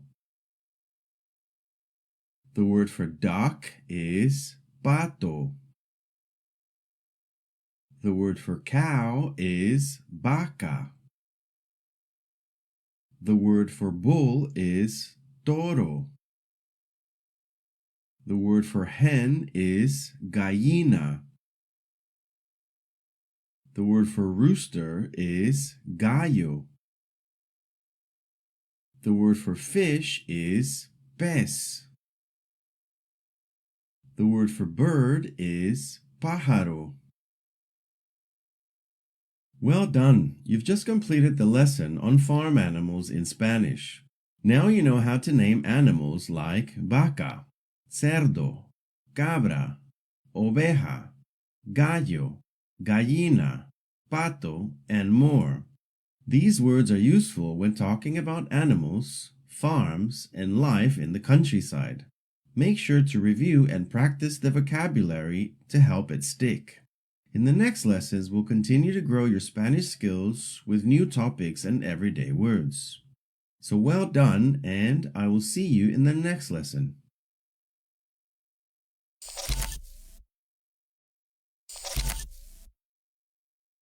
Hello and welcome. In this lesson, we're going to review and practice everything you've learned in the past 4 lessons. That includes hot and cold drinks, farm animals, the preposition con, which means with, and the verb querer, which means to want, in the present tense. I'll be asking you questions and giving you short quizzes to test your memory and help reinforce everything. Don't worry if you don't remember everything perfectly. This is great practice. Let's get started. How do we say water? Agua. How do we say tea? Té. How do we say coffee? Café. How do we say cold beverages? Bebidas frías. How do we say hot chocolate? Chocolate caliente. How do we say juice? jugo? How do we say milk? Leche. How do we say lemonade? Limonada. How do we say soda? Refresco. How do we say smoothie? Licuado. How do we say hot beverages? Bebidas calientes. How can we say he drinks water? Él bebe agua. How can we ask, do you have apple juice? ¿Tienes jugo de manzana? How can we say, I don't have soda? No tengo refresco. How can we say, I have coffee? Yo tengo café. How can we say, Maria does not drink milk? María no bebe leche. How can we say, a strawberry and banana smoothie? Un licuado de fresas y plátano. How can we say, a water with lemon? Agua con limón. How can we say rice with chicken? Arroz con pollo. How can we say he writes with a pencil? Él escribe con un lápiz. How can we say a tasty soup with vegetables? Una rica sopa con verduras. How can we say my chicken sandwich with tomato and onion? Mi sándwich de pollo con tomate y cebolla. How can we say Armando works with Daniel? Armando trabaja con Daniel. How can we say Carlos studies with his friend if the friend is a female? Carlos estudia con su amiga. How can we say Sylvia walks with her dog? Silvia camina con su perro. In Spanish, how do we say I want? Yo quiero. How can we say you want if you're speaking to a friend or a cousin? Tú quieres. How can we say you want if you're speaking to a boss, a manager, or a grandparent? Usted quiere. How can we say we want? Nosotros queremos.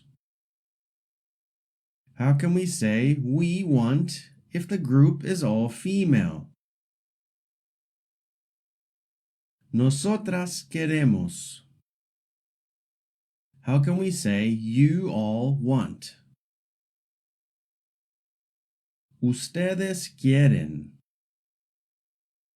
How can we say he wants? Él quiere. How can we say she wants? Ella quiere. How can we say they want? Ellos quieren. How can we say they want if you're talking about two or more females? Ellas quieren. How do we say I want a coffee? Yo quiero un café. How do we say I want to buy a coffee? Yo quiero comprar un café. How can we say she wants a coffee with milk? Ella quiere un café con leche. How can we say he wants to drink water? Él quiere beber agua. How can we ask, do you want to eat, in a formal situation? ¿Usted quiere comer? How do we say, they want smoothies? Ellos quieren licuados. How do we say, we want to eat pizza? Nosotros queremos comer pizza. How do we say, Martín wants a chicken sandwich? Martín quiere un sándwich de pollo. How do we say hen? Gallina. How do we say pig? Cerdo. How do we say rabbit? Conejo. How do we say rooster? Gallo. How do we say sheep? Oveja. How do we say horse? Caballo. How do we say goat? Cabra. How do we say fish? Pez. How can we say farm animals in Spanish? Animales de granja. How do we say duck in Spanish? Pato. How do we say donkey in Spanish? Burro. How do we say cow? Vaca. How do we say bull? Toro. How do we say bird? Pájaro. Well done! You've just completed the review of the last 4 lessons. You practiced vocabulary for beverages and farm animals, used the preposition con, and worked with the verb querer in the present tense. If you didn't remember everything, that's okay. These reviews are here to help you solidify what you've learned and spot what you might need to revisit. Keep practicing a little every day, and you'll keep getting stronger and more confident in your Spanish. I will see you in the next lesson.